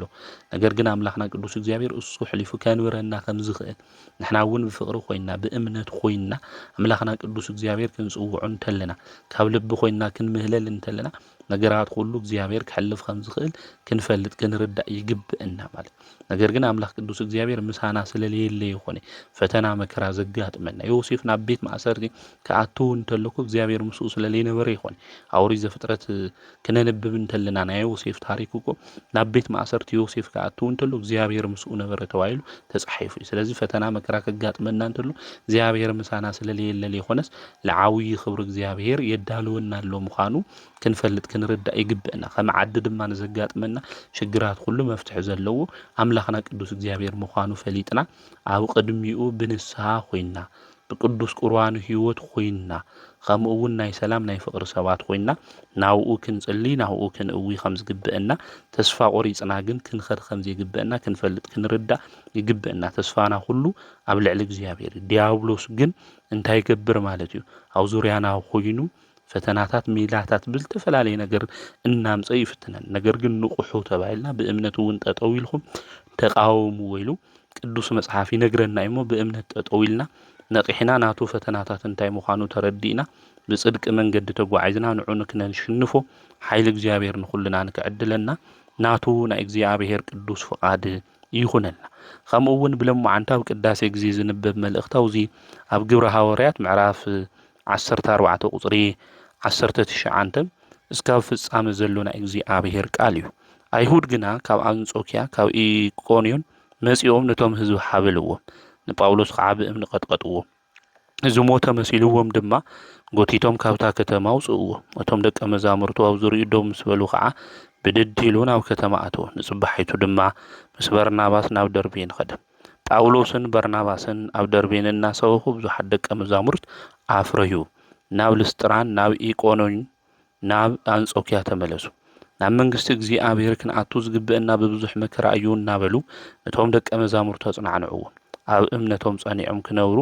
ኣተባብዕዎ ኣብ ነፍሲ ወከፎም ሽማግለታት ወይ ከዓ ካህናት ምሸሙሎም ድማ ብጾምን ብጸሎትን ናብቱ ዝኣምንዎ ጌታ ማዕቆዎም ብጵስድያ ሓሊፎም ናብ ጵንፍልያ መጹ ኣብ ጴርጌን እቲ ቃል መሰምኸሩ ናብ ኢጣሊ ወረዱ ካብኡ ከዓ ናብ ነቲ ዝፍጽምዎ ስራሕ ንጸጋ እግዚአብሔር ሓደራ ዝተዋፈሩላ ዓዲ ናብ አንጾኪያ ብመርከብ ተሻገሩ ናብኡ ምስ በጽሑ ምእመናን ቤተ ክርስቲያን ኣኪቦም እቲ ሁሉ እግዚአብሔር ዝገበረሎምን ናይዛው ከዓ ኣፍ ደገ እምነት ከም ዝኸፈተሎምን ነገርዎም ምስኣቶም ምስቶም ደቀ መዛሙርቶም ድማ ብዙሕ መዓልቲ ተቐመጡ እዩ ዝብል ኣብዛው ግብረ ሐዋርያት ክነንብብ እንተለና ቅዱስ ጳውሎስና በርናባስ በህይወቶም ዘመን ከግልግሉ እንተለው ከመይ ዝበለ ፈተና ከምዘ ኣጋጠሙ እግዚአብሔር ድማ ካብ ፈተና ካብ መከራ ሁሉ ድማ ኣውጽይዎም የድሒንዎም ፈተና ከጋጥመና እንተሎ አምላኽና ቅዱስ እግዚአብሔር ካብ ፈተና ድማ ዘውጽአና ምዃኑ ክንፈልጥ ክንርዳእ ይግብአና አቡነ ዘበሰማያት ክንብል እንተለና ኣብ ሰማይ ትነብር ኣቦና ስምካ ይቀደስ ክንብል እንተለና ናብ ፈተና ክንኣቱ ከም ዘይብልና ጸሎት ንጽሊ ኢና ማለት እዩ ነገር ግን ናብ ፈተና ይትእትወና ኢልና ክንጽሊ እንተለና ናብ ፈተና ይንኣቱ ማለት ይኾነ 53 ደቂቅ ናብ ሓዊ ተደብሪና ነገር ግን ተሓውት ኣይገበሮም የቃጸሎም ናብ ጉድጓድ ንኣትዊና ነገር ግን ካብቲ ጉድጓድ እንወጸሉ መሳልል ድማ እግዚአብሔር የዳልው እዩ ማለት ንሱ ጌታ መድኃኒት ኢየሱስ ክርስቶስ እውን ናብ ፈተና ከይተኣትዉ ተጊኹም ጸልዩ ኢሉ እውን ተናጊሩ እዩ ማለት እዩ ናብቲ ፈተና ኣትዩና ምውጻእ እምቢ ምእንቲ ከይብለና ተጊህና ክንጸሊ ከም ዝግባእ ይነግረና ይረድአና ጸሎት ጸሊና ንወጽእ እሞ ካብ ገዛና ጸሎት ናብ ፈተና ይትእትወኒ ኣምላኸይ ፈተና ዝበሃል ነገር የጋጥመኒ ኢልና ንጸሊ እሞ ዝጨቃጨቕ ዝጻረፍ ሰብ ኣብ ታክሲ ወይ ናብ ዝኾነ ስራሕ ቦታ ንረክብ ኣይ እግዚአብሔር ከምዚ ኢለ ጸልየ ነይረ ስለምንታይ ፈተና ኣጋጢምኒ ንብል ኢና ነገር ግን እዚ ፈተና ዝንሓልፈሉ ትዕግስቲ እግዚአብሔር ክበና ክንጽሊ እዩ ዝግብአና ስለዚ ናብ ፈተና ይትእትወኒ ኢልና ክንጽሊ እንተለና ናብቲ ፈተና ይንኣትዩ ማለት ለይኾነስ ካብቲ ፈተና እሱ እንወጸሉ መሳልል እግዚአብሔር የዳልው እዩ ማለት ምዃኑ ሊቃውንቲ ቤተክርስቲያን ይነግሩና ስለዚ ለቅዱስ ጳውሎስ ናብ ፈተና ናብ መከራ ኣትዮም እዮም ምስ በርናባስ ኮይኑ ወንጌል ክሰብኽ እንተሎ ነገር ግን ዝሞተስ ካብ ዝመስል ቅዱስ ጳውሎስ ቀጥቂጦሞ እዮም ማለት እዩ እዝና እግዚአብሔር ሰብ ወንጌል ዝሰብኽ ብጨርቁ ድማ ንብዙሓት ድውያን ዝፍውስ ቅዱስ ጳውሎስ እስካብ ሳልሳይ ሰማይ ድማ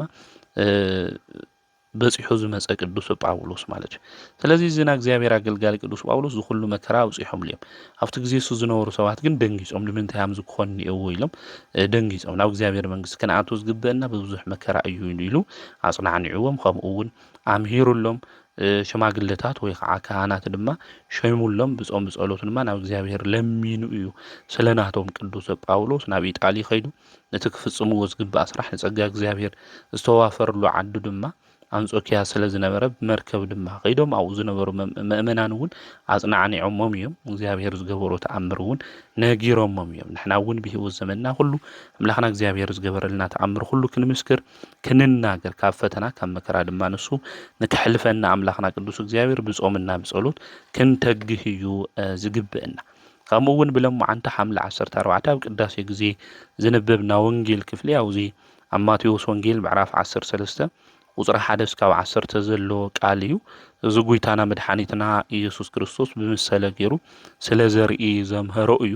ኣብ ማርቆስ ወንጌል ምዕራፍ 4 ቁጽሪ 1 እስካብ 9 ዘሎ ቃል እዩ ከምኡ እውን ኣብ ሉቃስ ወንጌል ምዕራፍ 8 ቁጽሪ 4 እስካብ 8 ዘሎ ናብ እግዚአብሔር ቃል እዩ ስለዚ እዚ ኸዝና አንብቦና ወንጌል ክፍሊ ኣብ ሰለስቲኦም ወንጌላት ዝተጻሓፈ ምዃኑ ምፍላጥ ምርዳእ የድሊ እዩ በታ መዓልቲ ጢያ ኢየሱስ ካብ ቤት ወፂኡ ኣብ ገምገም ባሕሪ ተቐመጠ ናብ ጃልባ ኣትዩ ክሳብ ዝቕመጥ ብዙሕ ህዝቢ ናብኡ ተኣከቡ ኩሉ ህዝቢ ድማ ኣብ ገምገም ባሕሪ ደው ኢሉ ነበረ ብምሳሌ ድማ ከምዚ እናበለ ብዙሕ ነገሮም እነሆ ዘራእይ ክዘርእ ወፈረ ክዘርእ እንተሎ ገሊኡ ኣብ ወሰን መንገዲ ዝወደቀ ነበረ ኣዕዋፍ መጺኦም ድማ በልዕዎ ገሊኦም ብዙሕ ሓመድ ኣብ ዘይብሉ ከውሒ ወደቀ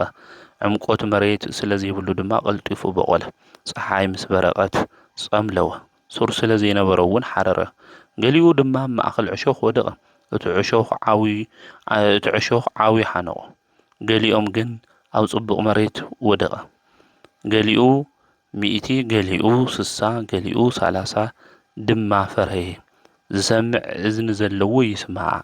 ስለ ቃሉን አምላኽና ናይ እግዚአብሔር ስሙ ዝተኸበረን ዝተመስገነን ይኹን ንስሙ አጸዋውዓ ክብርን ምስጋናን ይብጻሕዮሞ ጐይታናን መድኃኒትናን ንሱ ኢየሱስ ክርስቶስ ኣብዚ ምድሪ እዚ ንዝነበሩ ሰባት ሁሉ ብምሳሌ የምህር ከም ዝነበረ ቅዱሳት መጻሕፍቲ ሕያው ምስክር እዮም ደቀ መዛሙርቱ ንምንታይ ኢኻ ብምሳሌ ተምህርለኻ ኢሎም ክሓትዎ እንተለው ንሱ ጐይታ መድኃኒት ኢየሱስ ክርስቶስ ከምዚ ኢልዎም እዩ ምፍላጥ ሚስጥር መንግስተ ሰማያት ንዓኻትኩም ተዋሂቡ እዩ ንኣቶም ግን የተወሃበ ኢሉ ተናጊርዎም ስለዚ ብምሳሌ ዝዛረቡ ዘለኹ በእዛኖም ከይሰምዑ ኣእዛኖም አጽሚሞም እዮም በዕንቶም ከይሮ ዕንቶም ዓመቱ ብልቦም ከይስተውዕሉ እናበለ ጌታ መድኃኒት ኢየሱስ ክርስቶስ ተናጊርዎም ይባል ስለዚ እዚ ምሳሌ እዚ ጌታ መድኃኒት ኢየሱስ ክርስቶስ ዝናገር ዘሎ እናረአዩ ኣይሩኡ እናሰምዑ ኣይሰምዑ او خم اونه يستوعلن يوم سلازي بمثال الزارب اللي خيلون تناجرهم ياوزي اما تيوس وانجيل معرف عصرته اسكاب عصرت 4 كنا نبب انتلنا ما سلازي كستعفو بمثال توهيلون او تنبيتو تناجرون يرو يلب املاك داويت عافي بمثال خفت ييلو سلازي ويتا مدحانيت يسوع كريستوس سوات بزرو دؤو ንሓረስቶት ብዘርኢ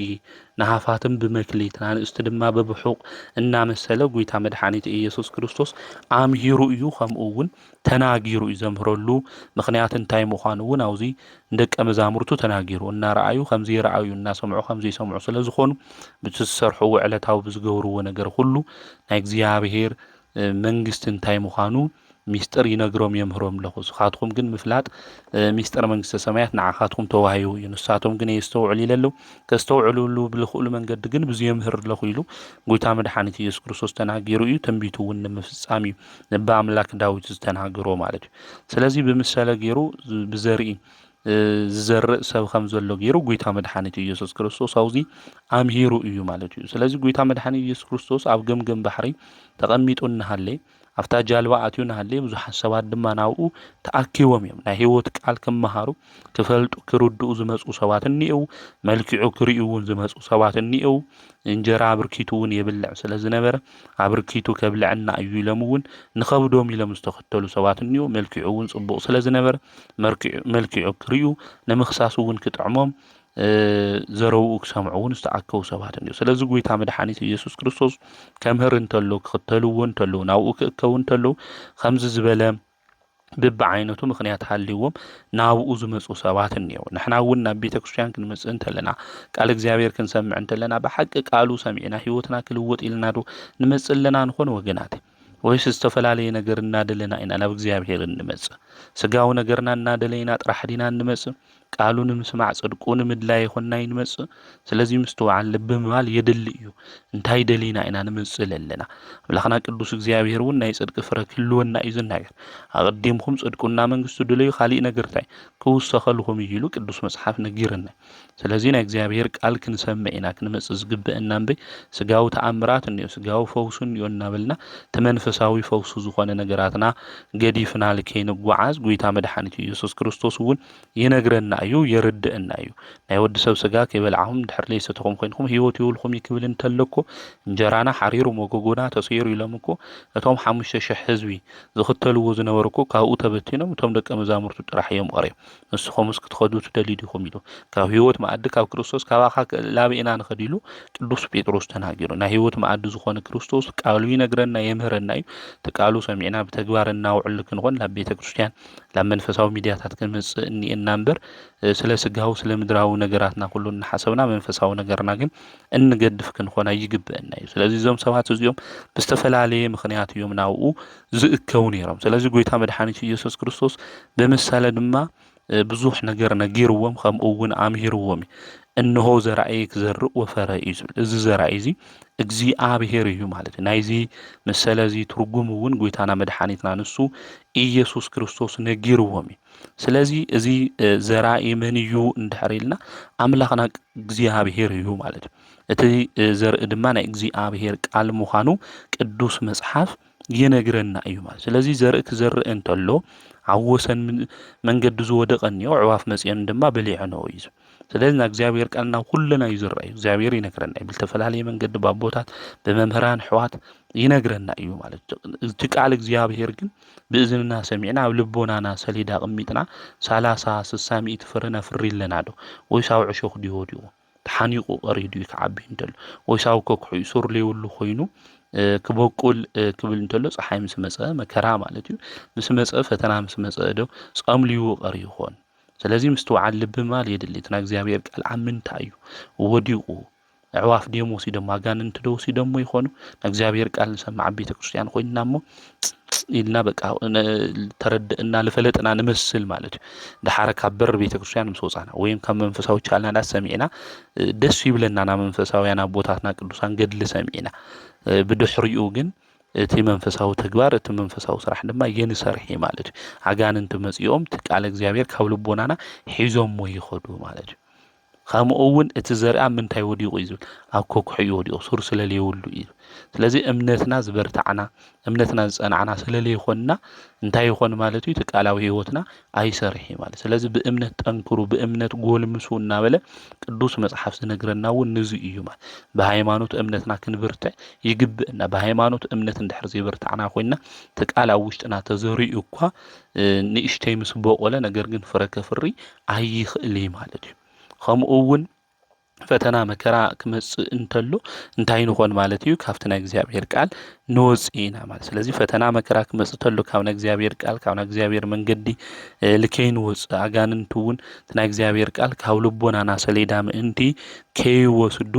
ብናይ ጽድቂ መንገዲ ተጓዒዝና አው ጽቡቕ መሬት ከም ዝተዘርአ እቲ ናይ እግዚአብሔር ቃል ሰሚዕና ምስ በዓልና እንታይ ክኾን ይግባእ ክወሃድ ይግባእ እቶም ጎይታና መድኃኒትና ኢየሱስ ክርስቶስ ዝኸሱ ዝነበሩ ፈሪሳውያን እኮ አይሁዳውያን እኮ እቲ ቃል ምስኣቶም እንታይ ኮነ የተዋሃደ ኢሉ ስለዚህ እቲ ናይ እግዚአብሔር ቃል ምስ ህይወትና እንድሕር ዘይተዋሃደ ኮይኑ እቲ ንሰምዖ ብተግባር እንድሕር ላይ ንቕይሮ ንስሓ አተው ተባሂልና ንስሓ ላይ ንኣትው እንድሕር ኮይና ና ንስሓ ጥቕሲ ጥራሕ ንሽምድድ እንድሕር ኮይና ስለ ቅዱስ ቁርባን ተነጊርና ናይ ቅዱስ ቁርባን ቃላት ጥራሕ ንሽምድድ እንድሕር ኮይና ብህይወት ላይ ንነብር እንድሕር ኮይና እቲ ቃል ምሳና እንታይ ኮነ የተዋሃደ ኢማ እቲ ቃሉ ናይ እግዚአብሔር ምሳና ተዋሂዱ አምላኽና ቅዱስ እግዚአብሔር ድማ ምሳና ኮይኑ ሰርሖ ምእንቲ ክሰርሕ አምላኽና ቅዱስ እግዚአብሔር ተግበርቲ ፈጽምቲ ናይ ቃሉን ክገብረና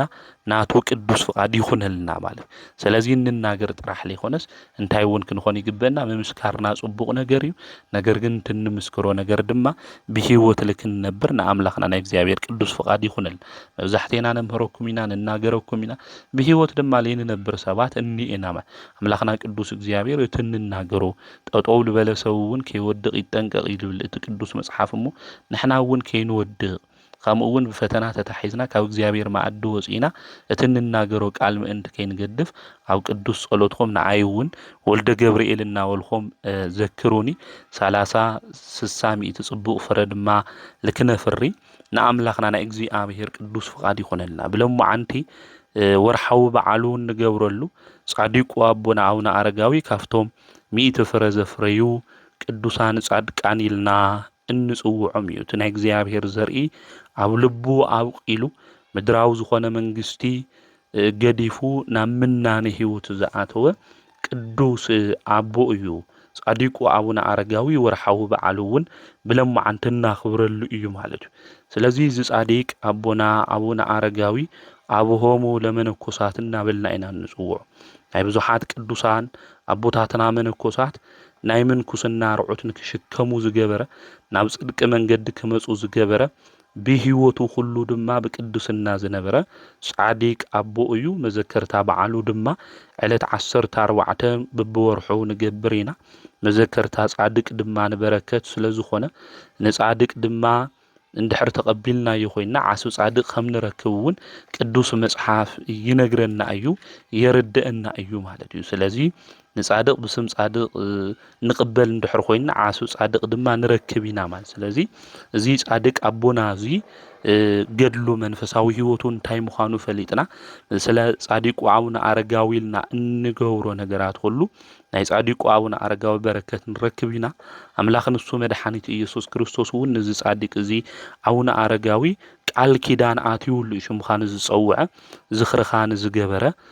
ኣብ መንግስተ ሰማያት ድማ መድኃኒት ንሱ ኢየሱስ ክርስቶስ ዋጋ ከም ዝህቦ ቃል ኪዳን አትዩሉ እዩ ትውልድ እውን ክምሕረልካ እይሉ ቃል ኪዳን ዝኣተወሉ ጻዲቅ ቅዱስ አቦ እዩ እዚ ጻዲቅ እዚ አቡነ አረጋዊ ናይ መጀመርያ ሽሙ ዘሚካኤል ዝነበረ ወለዱ ድማ አውሮማ መንግስታት ዝነበሩ እዩ እዚ ጻዲቅ አቡነ አረጋዊ ወለዱ እግዚአብሔር ይፈርሑ ስለ ዝነበሩ ናይ እግዚአብሔር ቃል ድማ እናሰምዐ زعابه منفساو ምግብ ድማ ዝተመገበ ጻዲቅ እዩ ቅዱሳን ጻድቃን መድኃኒትና ኢየሱስ ክርስቶስ በገዳመ ቆሮንጦስ 40 መዓልቲ 40 ሌይቲ ጠጠዊሉ ከይተቀመጠ ጀሚሩ ከይቋረጸ ዘርጊሑ ከይዓጸፈ ዝፈጸሞ ናይ ብህትውና ስራሕ አብነት ጌሮም አጎዛ ተኸዲኖም ጠል ድማ ልሒሶም እምኒ ተተርእሶም ጸባ አጋንንቲ ግርማ ለይቲ ከምኡውን ድምፀ አራዊት ተሐጊሶም ብጾምና ብጸሎት ተጸሚዶም በንጽህና በድንግልና ዝነበሩ ደናግል መነኮሳት ባህታውያን እዮም ስለዚህ ካብዞም ቅዱሳን ኢልና ንጽውዖም ጻድቃን ድማ አቦና አቡነ አረጋዊ እዩ እዚ ጻዲቅ አቦና አቡነ አረጋዊ ሁሉ ነገር ገዲፉ አምላኹን እሱ መድኃኒት ኢየሱስ ክርስቶስ ዝተኸተለ እዩ ወደ ነገስታት እዩ ነገር ግን ኣብ ቤተ መንግስቱ ኮይኑ መንፈሳዊ ተጋድሎ ክፍጽም ዝሐስብ ዝነበረ ጻድቅ አቦ እዩ ማለት እዩ ድሕርዚ አነ ናቦይ መንግስቲ ተቀቢለ ክነግስኒ እኒል ይኾነ ዝሓስብ ነይሩ ኣብ ቤተ መንግስቲ ኮይኑ እዚ ጻዲቅ እዚ አቡነ አረጋዊ ዘሚካኤል ማለት እዩ ዝሓስቦ ዝነበረ ናይ ጽድቂ ስራሕ ንክፍጽም ብምናኔ ናብ ዱር ናብ ጫካ ኸይዱ ኣምላኹ ቅዱስ እግዚአብሔር ብዝበለጸ ኣገልግሎት ክሕጉስ እዩ ስለ ዘለዓለማዊ ነገር ዝሓስብ ዝነበረ ቅዱስ ንሕና ብህይወት ዘመንና ክንነብር እንተለና ኣብዚ ዓለም እዚ እንሓስቦ እንታይ እዩ ኣብ ገዛና ውሽጢ ኮይንና ኣብ ስራሕና ውሽጢ ኮይንና እንሓስቦ ነገር እንታይ እዩ ወገናት ስለ ዘለዓለማዊ ህይወትና ንሓስብ ኣለና ዶ ንኾን ወይ ስጋዊ ነገር ጥራሕ ኢና ንሓስብ ኣለና ስለዚ ሰማያዊ ዘለዓለማዊ ዝኾነ ነገርና ሁሉ ክንሓስብ ከም ዝግብአና ካብ ጻዲቁ አቡነ አረጋዊ እንምሃሮ ሓደ ነገር እዚ እዩ ገና ህፃን እናሃለየ ወዲ 14 ዓመት ኮይኑ ናብ ኣባ ጳግሜስ እዩ እዚ ቅዱስ ኣቦ እዚ ኸይዱ ናብ ኣባ ጳግሜስ ድማ ምንኩሰኒ ኢልዎ እዩ ንስኻ ወዲ ነገስታት ኢኻ ናብ ምንኩስና ህይወት ድማ ከቢድ እዩ ከመይልካ ትኽእሎም ዝበሎ እቲ ዘኽእለካ ኣምላኽ ንዓይ እውን ከኽእለኒ እዩ ኢሉ ጻዲቁ አቡነ አረጋዊ ብ14 ዓመቱ ማለት እዩ መንኩሱ እዩ ማለት ስለዚ እዚ ጻዲቅ እዚ መንፈሳዊ ተጋድሉ አብርቲዑ ድማ ይጋደል ነይሩ ንዝተባኣሱ ሰባት ይዓርቆም ነይሩ ብጽድቅ መንገዲ እውን ይመርሖምን ይመኽሮምን ነይሩ ማለት እዩ ስለዚ ህፃን ኮይኑ ልቡ ግን ከም አረጋዊ ስለ ዝኾነ ኣቦ ኮይንካና መራሒ ኮይንካና ኢሎም አረጋዊ ዝብል ሹም ድማ ነዚ ቅዱስ እዚ ኣውፂኦምሉ እዮም ማለት እዩ ሸሞንተ ቅዱሳን ኢልና ንጽውዖም ምስ አቡነ አረጋዊ ኣቦና ድማ ትሽዓንተ እቶም ተሰዓቱ ቅዱሳን እንብሎም ናይ አቡነ አረጋዊ ወዲ ነገስታት ኮይኑ ከም ዝመንኮሰ ይሰምዑ ናይ አቡነ አረጋዊ እግዚአብሔር ኣብ ልዕሊኡ ዝገበሮ ጸጋን ክብርን መጎስን እንታይ ምዃኑ ተረድዮም ንሳቶም እውን ካብ ዓዶም መጽኦም ሱ ወዲ ነገስታት ኮይኑ ከምንኩስ የለ ብህፃንነቱ ናይ አርዑት ምንኩስና ካብ ተሸከመ ንሕና እውን ክንሽከም እኒአና ኢሎም ናብ ጻዲቁ አቡነ አረጋዊ ዘለዎ ገዳም ዳውናስ መጽኦም እዮም ንሳቶም እውን አቡነ አረጋዊ አርአያ ገይሮም ማለት እዩ አብነት ገይሮም መንኩሶም እዮም ማለት እዩ ብሓባር ኮይኖም እውን ብመንፈሳዊ ተጋድሎ ተጸሚዶም አምላኾም ቅዱስ እግዚአብሔር ድማ ሕጉሶም እዮም ስለዚ ጻዲቁ አቡነ አረጋዊ ብህይወቱ ዘመን ሁሉ አምላኹ ቅዱስ እግዚአብሔር ዝሕጎሰ ካብ ዝብላዕ ካብ ዝስተይ ነገር ሁሉ ካብ ሓጎስ ዝርከቡ ሁሉ ርሒቁ አምላኹ ቅዱስ እግዚአብሔር እናጾመ እናሰገደ ዘኽበረን ዘመስገነን ቅዱስ አቦ እዩ ቅዱሳን ጻድቃን እውን ስጋው ደማው ዝኾነ ፍቃዶም ብዓወ ተሸኒፎም እንስሳው ምድራው ዝኾነ ግብሮም መንፈስ ቅዱስ ሰይፊ ቆሪጾም ደብርዮም ባነባብራ መላእክት ድማ ዝመሰሉ እዮም ማለት ስለዚ ጻዲቁ አቡነ አረጋዊ እውን ህይወቱ ከምዚ እዩ ማለት ምድራው ዝኾነ ግብሪ ብመንፈስ ቅዱስ ሰይፊ ቆሪጹ ደብርዩ ባነባብሩኡ ሁሉ መልአክ ዝመሰለ ጻዲቅ አቦ እዩ ማለት እዩ እዛ ስጋና ንሕና ብዙሕ ነገር ኢና ንጭነቐላ ብዙሕ ነገር ኢና ንገብራ ጻዲቁ አቡነ አረጋዊ ግን እዛ ንሕና ብምብላዕ ብምስታይ ብዙሕ ነገር እንገብረላ ስጋና ናብ በረኻ ብምድብራይ ማለት እዩ ዝመጽእ ፈተና ሁሉ ብምዕጋስ ፍሉይ ዝኾነ ፈተናታት ኣብ ልዕሊኦም ይበጽሕ ነይሩ እዩ ማለት እና ስጉኡ ንፈተና ብምሃብ ለመከራ ብምሃብ መንፈሳዊ ተጋድልኡ ብዘመኑ ሁሉ ዝተሸከመ ቅዱስ አቦ እዩ ጻዲቁ አቦና አቡነ አረጋዊ ማለት እዩ ስለዚ እዚ ጻዲቅ እዚ ኣብቲ ገዳም እሱ ነበረ እናሃለየ ናብ ዓድና ድማ ይመጽእ ሃገረ እግዚአብሔር እያ ክበሃል እንተሎ ክሰምዕ እንተሎ ምስ ደቀ መዝሙሩ ምስ ማትያስ ኮይኑ ይመጽእ ማለት እዩ ምስ መጽአ ናይቲ ህዝቢ ሃይማኖት ስርዓት ሁሉ ተመልኪቱ ርዩ ዝተባረኹ ህዝቢ እዩ ኢሉ ናብ አክሱም ይመጽኡ ርዩ ተመልኪቱ ብድሕሪኡ ተመሊሱ ይኸድሞ ንዞም ዕሩኽቱ እዚኦም ይነግሮም ንሳቶም እውን ምሳኻ ክንኸዲና ይብልዎ እሞ ናብ ዓድና ይመጹ ኣብ አክሱም ምስ መጹ ኣብ አክሱም ዝነበረ ንጉስ እውን ይቕበሎም ማለት እዩ ብሕብረት ኮይኖም ድማ እዞም ቅዱሳን እዚኦም ሸሞንተ እዮም ኮይኖም መጽኦም ኣባ ገሪማ ገና የመጹ ነይሮም ኣብ ሮማ ነጊሶም ነይሮም እዮም 7 ዓመት ንጉስ ይስሐቅ ተባሂሎም ነጊሶም ነይሮም እዮም ኣባ ጳግሜስ ድማ ኣባ ጳግሜስ ዘመን ኮስዎም መነኮሳት ኣሕዋቶም ድማ መልእኽቲ ልኢኸምሎም እዮም ብፍላይ ኣባ ጴንጤልዮን ምድራዊ ነገር ሓላፊ እዩ ሰማያዊ ነገር ኣገልግሎትካ ክትፍጽም ኒኤካ ኢሉ መልእኽቲ ምስ ለኣኸሉ ኣባ ገሪማ እውን መጽኡ እዩ ኣባ ይስሐቅ ተባሂሉ ድሓር እውን ኣባ ገሪማ ተባሂሉ ብዝገበሮ ተኣምር ተስዓቱ ቅዱሳን ብሓደ ኮይኖም ኣብ ቤተ ቀጢን ናይ ግእዝ ትምህርቲ እውን ተማሂሮም ብዙሓት መጻሕፍቲ እውን ተርጉሞም እዮም ማለት እዩ። እቲ ናይ ክርስትና ትምህርቲ እውን ከም ሓውን ክቀጻጸል እውን ኣብ ዓድና ገይሮም እዮም ንብዙሓት ገሲጾም እዮም መምሂሮም እዮም። ብሕብረት ክነብሩ እንተለዉ እውን መላእክቲ መጺኦም የረጋግዕዎም ጎይታና መድሓኒትና ኢየሱስ ክርስቶስ እውን ይግለጸሎም ነይሩ። ብሕብረት ኮይንና ከምዚ ኢልና ክንሕጎስ ኢና፣ ነገር ግን ናብ ዝተፈላለየ ቦታ ከይድና ኣገልግሎትና ክነግልግል እኒአና ኢሎም እግዚኣብሔር ናብ ዝመርሖም ናብ ዝተፈላለየ ቦታ ድማ ከይዶም እዮም። ጻዲቁ ኣቡነ ኣረጋዊ ሎሚ ደብረ ዳሞ ኢልና ናብ ንጽውዖ ገዳም እዮም ከይዶም ማለት። ጻዲቁ ኣቡነ ኣረጋዊ ናብ ምናነ ህይወት ከምዚ ኢሎም ክመፁ እንተለዉ ኣዲኦም እውን ናብ ምናነ ህይወት መፅያ እያ። ወደይ እኳ ብህፃንነቱ ናይዚ ዓለም ዝጣዕሚ ገዲፉ ካብ ወፀ ኣነ እውን ክምንኩስ እየ ኢላ ኣዲኡ እውን ናብ ምናነ ህይወት ክትመጽእ ገይርዋ እዩ ጻዲቁ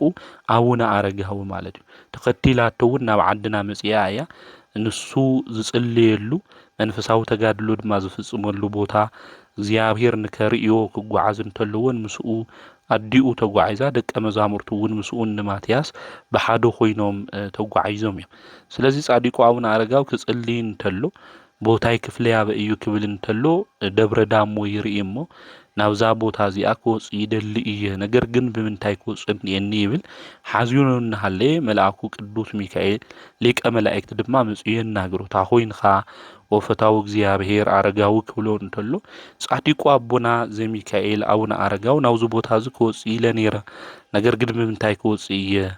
ኢለ እየ ዝሓዝን ዘለኹ ይብሎ እሞ ኣብዚ ግዜ እዚ ናይ እግዚኣብሔር መልኣክ ናይ እግዚኣብሔር ፈቃዱ እዩ ኣብዚ ግን ነጾምካ ነጸለይካ ድማ ተዓገስ ኢሉ ይነግሮ ማለት እዩ። ድሕሪ 2 ሰሙን እቲ ዝተለኣኸ ገበል ድማ ይመጽእ ንኡ ንከይተናኸሎ ድማ ቅዱስ ሚካኤል ይሕልዎ ነይሩ ንጻዲቁ ኣቡነ ኣረጋዊ ማለት እዩ። ስለዚ ጻዲቁ ኣቡነ ኣረጋዊ ብገበል ተጻዒኑ ቅዱስ ሚካኤል እናሓለዎ ናፍቲ እምባ ወይ ከዓ ከረን ወፂኡ እዩ። ምስ ወፀአ ድማ ሃሌሉያ ለኣብ ሃሌሉያ ለወልድ ሃሌሉያ ለመንፈስ ቅዱስ ኢሎ ምስጊኑ ደብረ ሃሌሉያ ተባሂሉ ድማ ተጸውዑ። መንፈሳዊ ተጋድልኡ ድማ ጻዲቁ ኣቡነ ኣረጋዊ ፈጺሙ ኣዲኡ ድማ ብታሕቲ ናይ መነኮሳት አንስቲ ድማ ሓላፊት ገይሩ ማለት እዩ። መምኔት ገይሩ ኣብኡ ኣብ ታሕቲ ንክተግልግል ንክትጾም ንክትጸልይ እውን ገዲፍዋ። ንሱ ግን ናብ እምባ ብገበል ገይሩ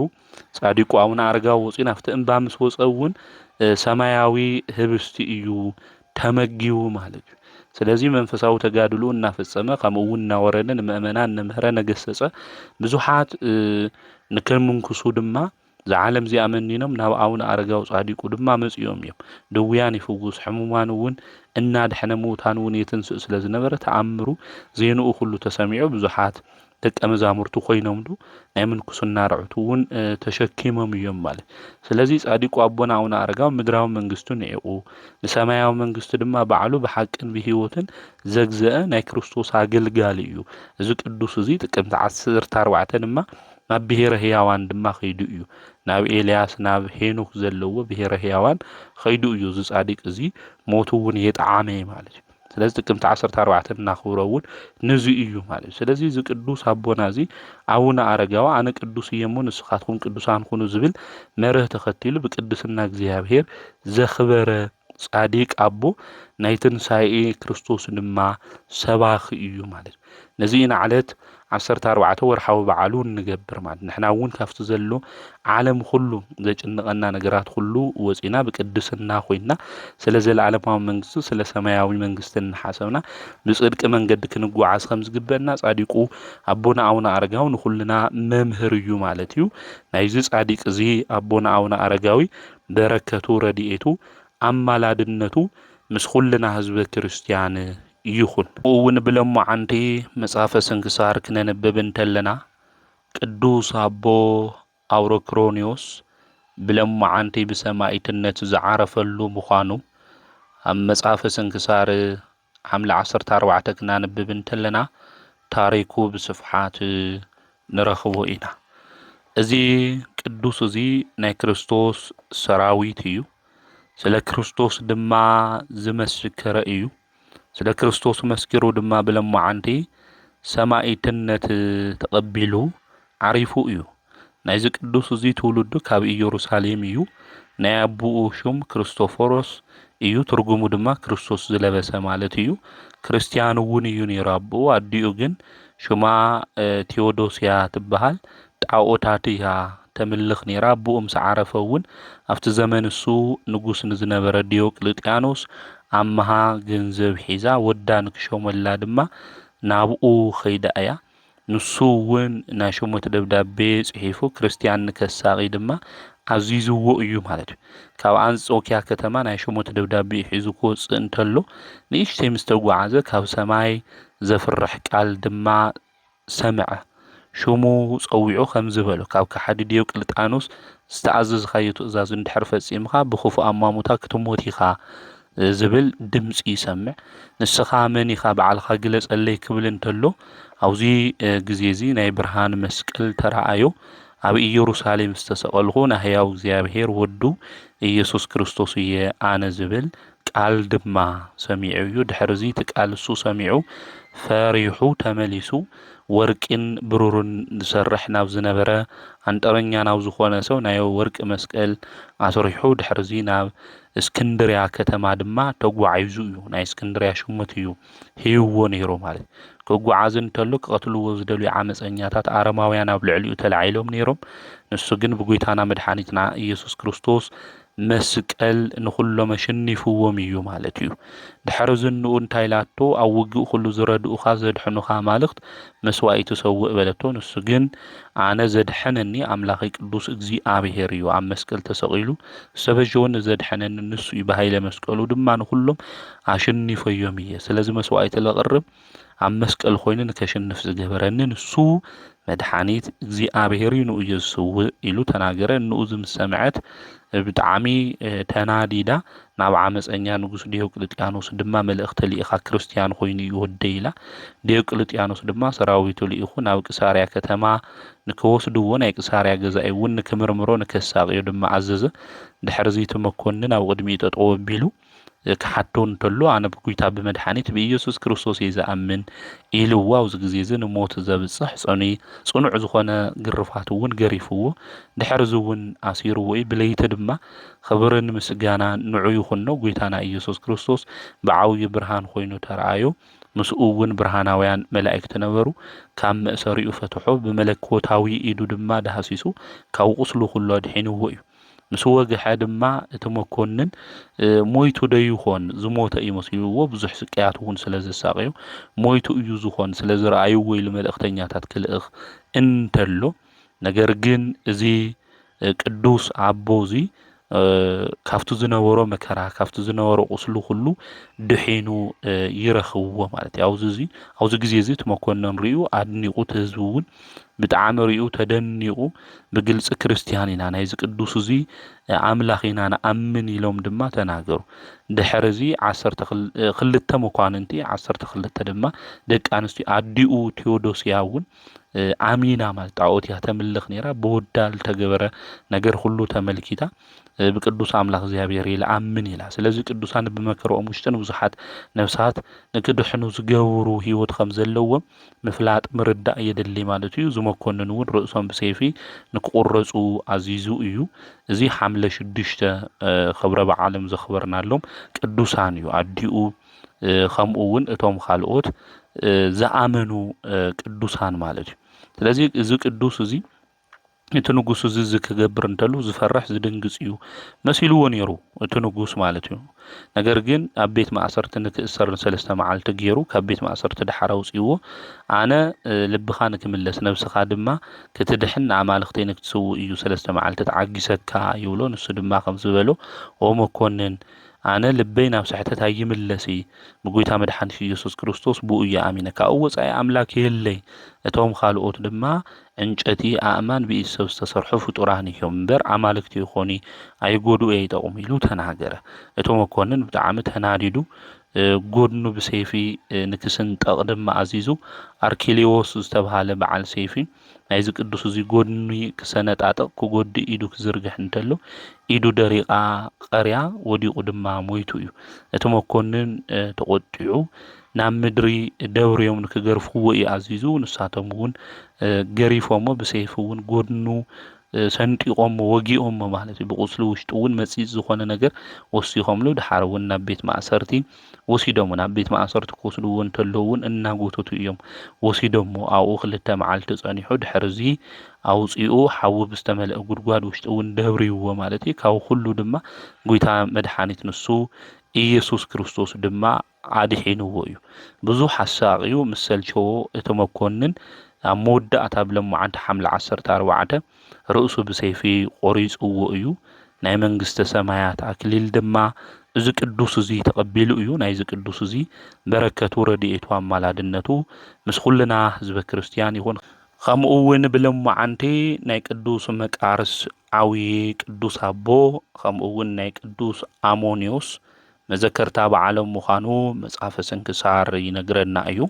ሓምለ 14 ክነንብብ እንተለና ናይዞም ቅዱሳን እዚኦም በረከቶም ረድኤቶም ኣማላድነቶም ምስ ኩልና ህዝበ ክርስቲያን ይኹን ዘምህረና ዝገስጸና ናይ ኣቦታትና ኣምላክ ቅዱስ እግዚአብሔር ስሙ ዝተኸበረን ዝተመስገነን ይኹን ወስብሐት ለእግዚአብሔር ወላዲቱ ድንግል ወለመስቀሉ ክቡር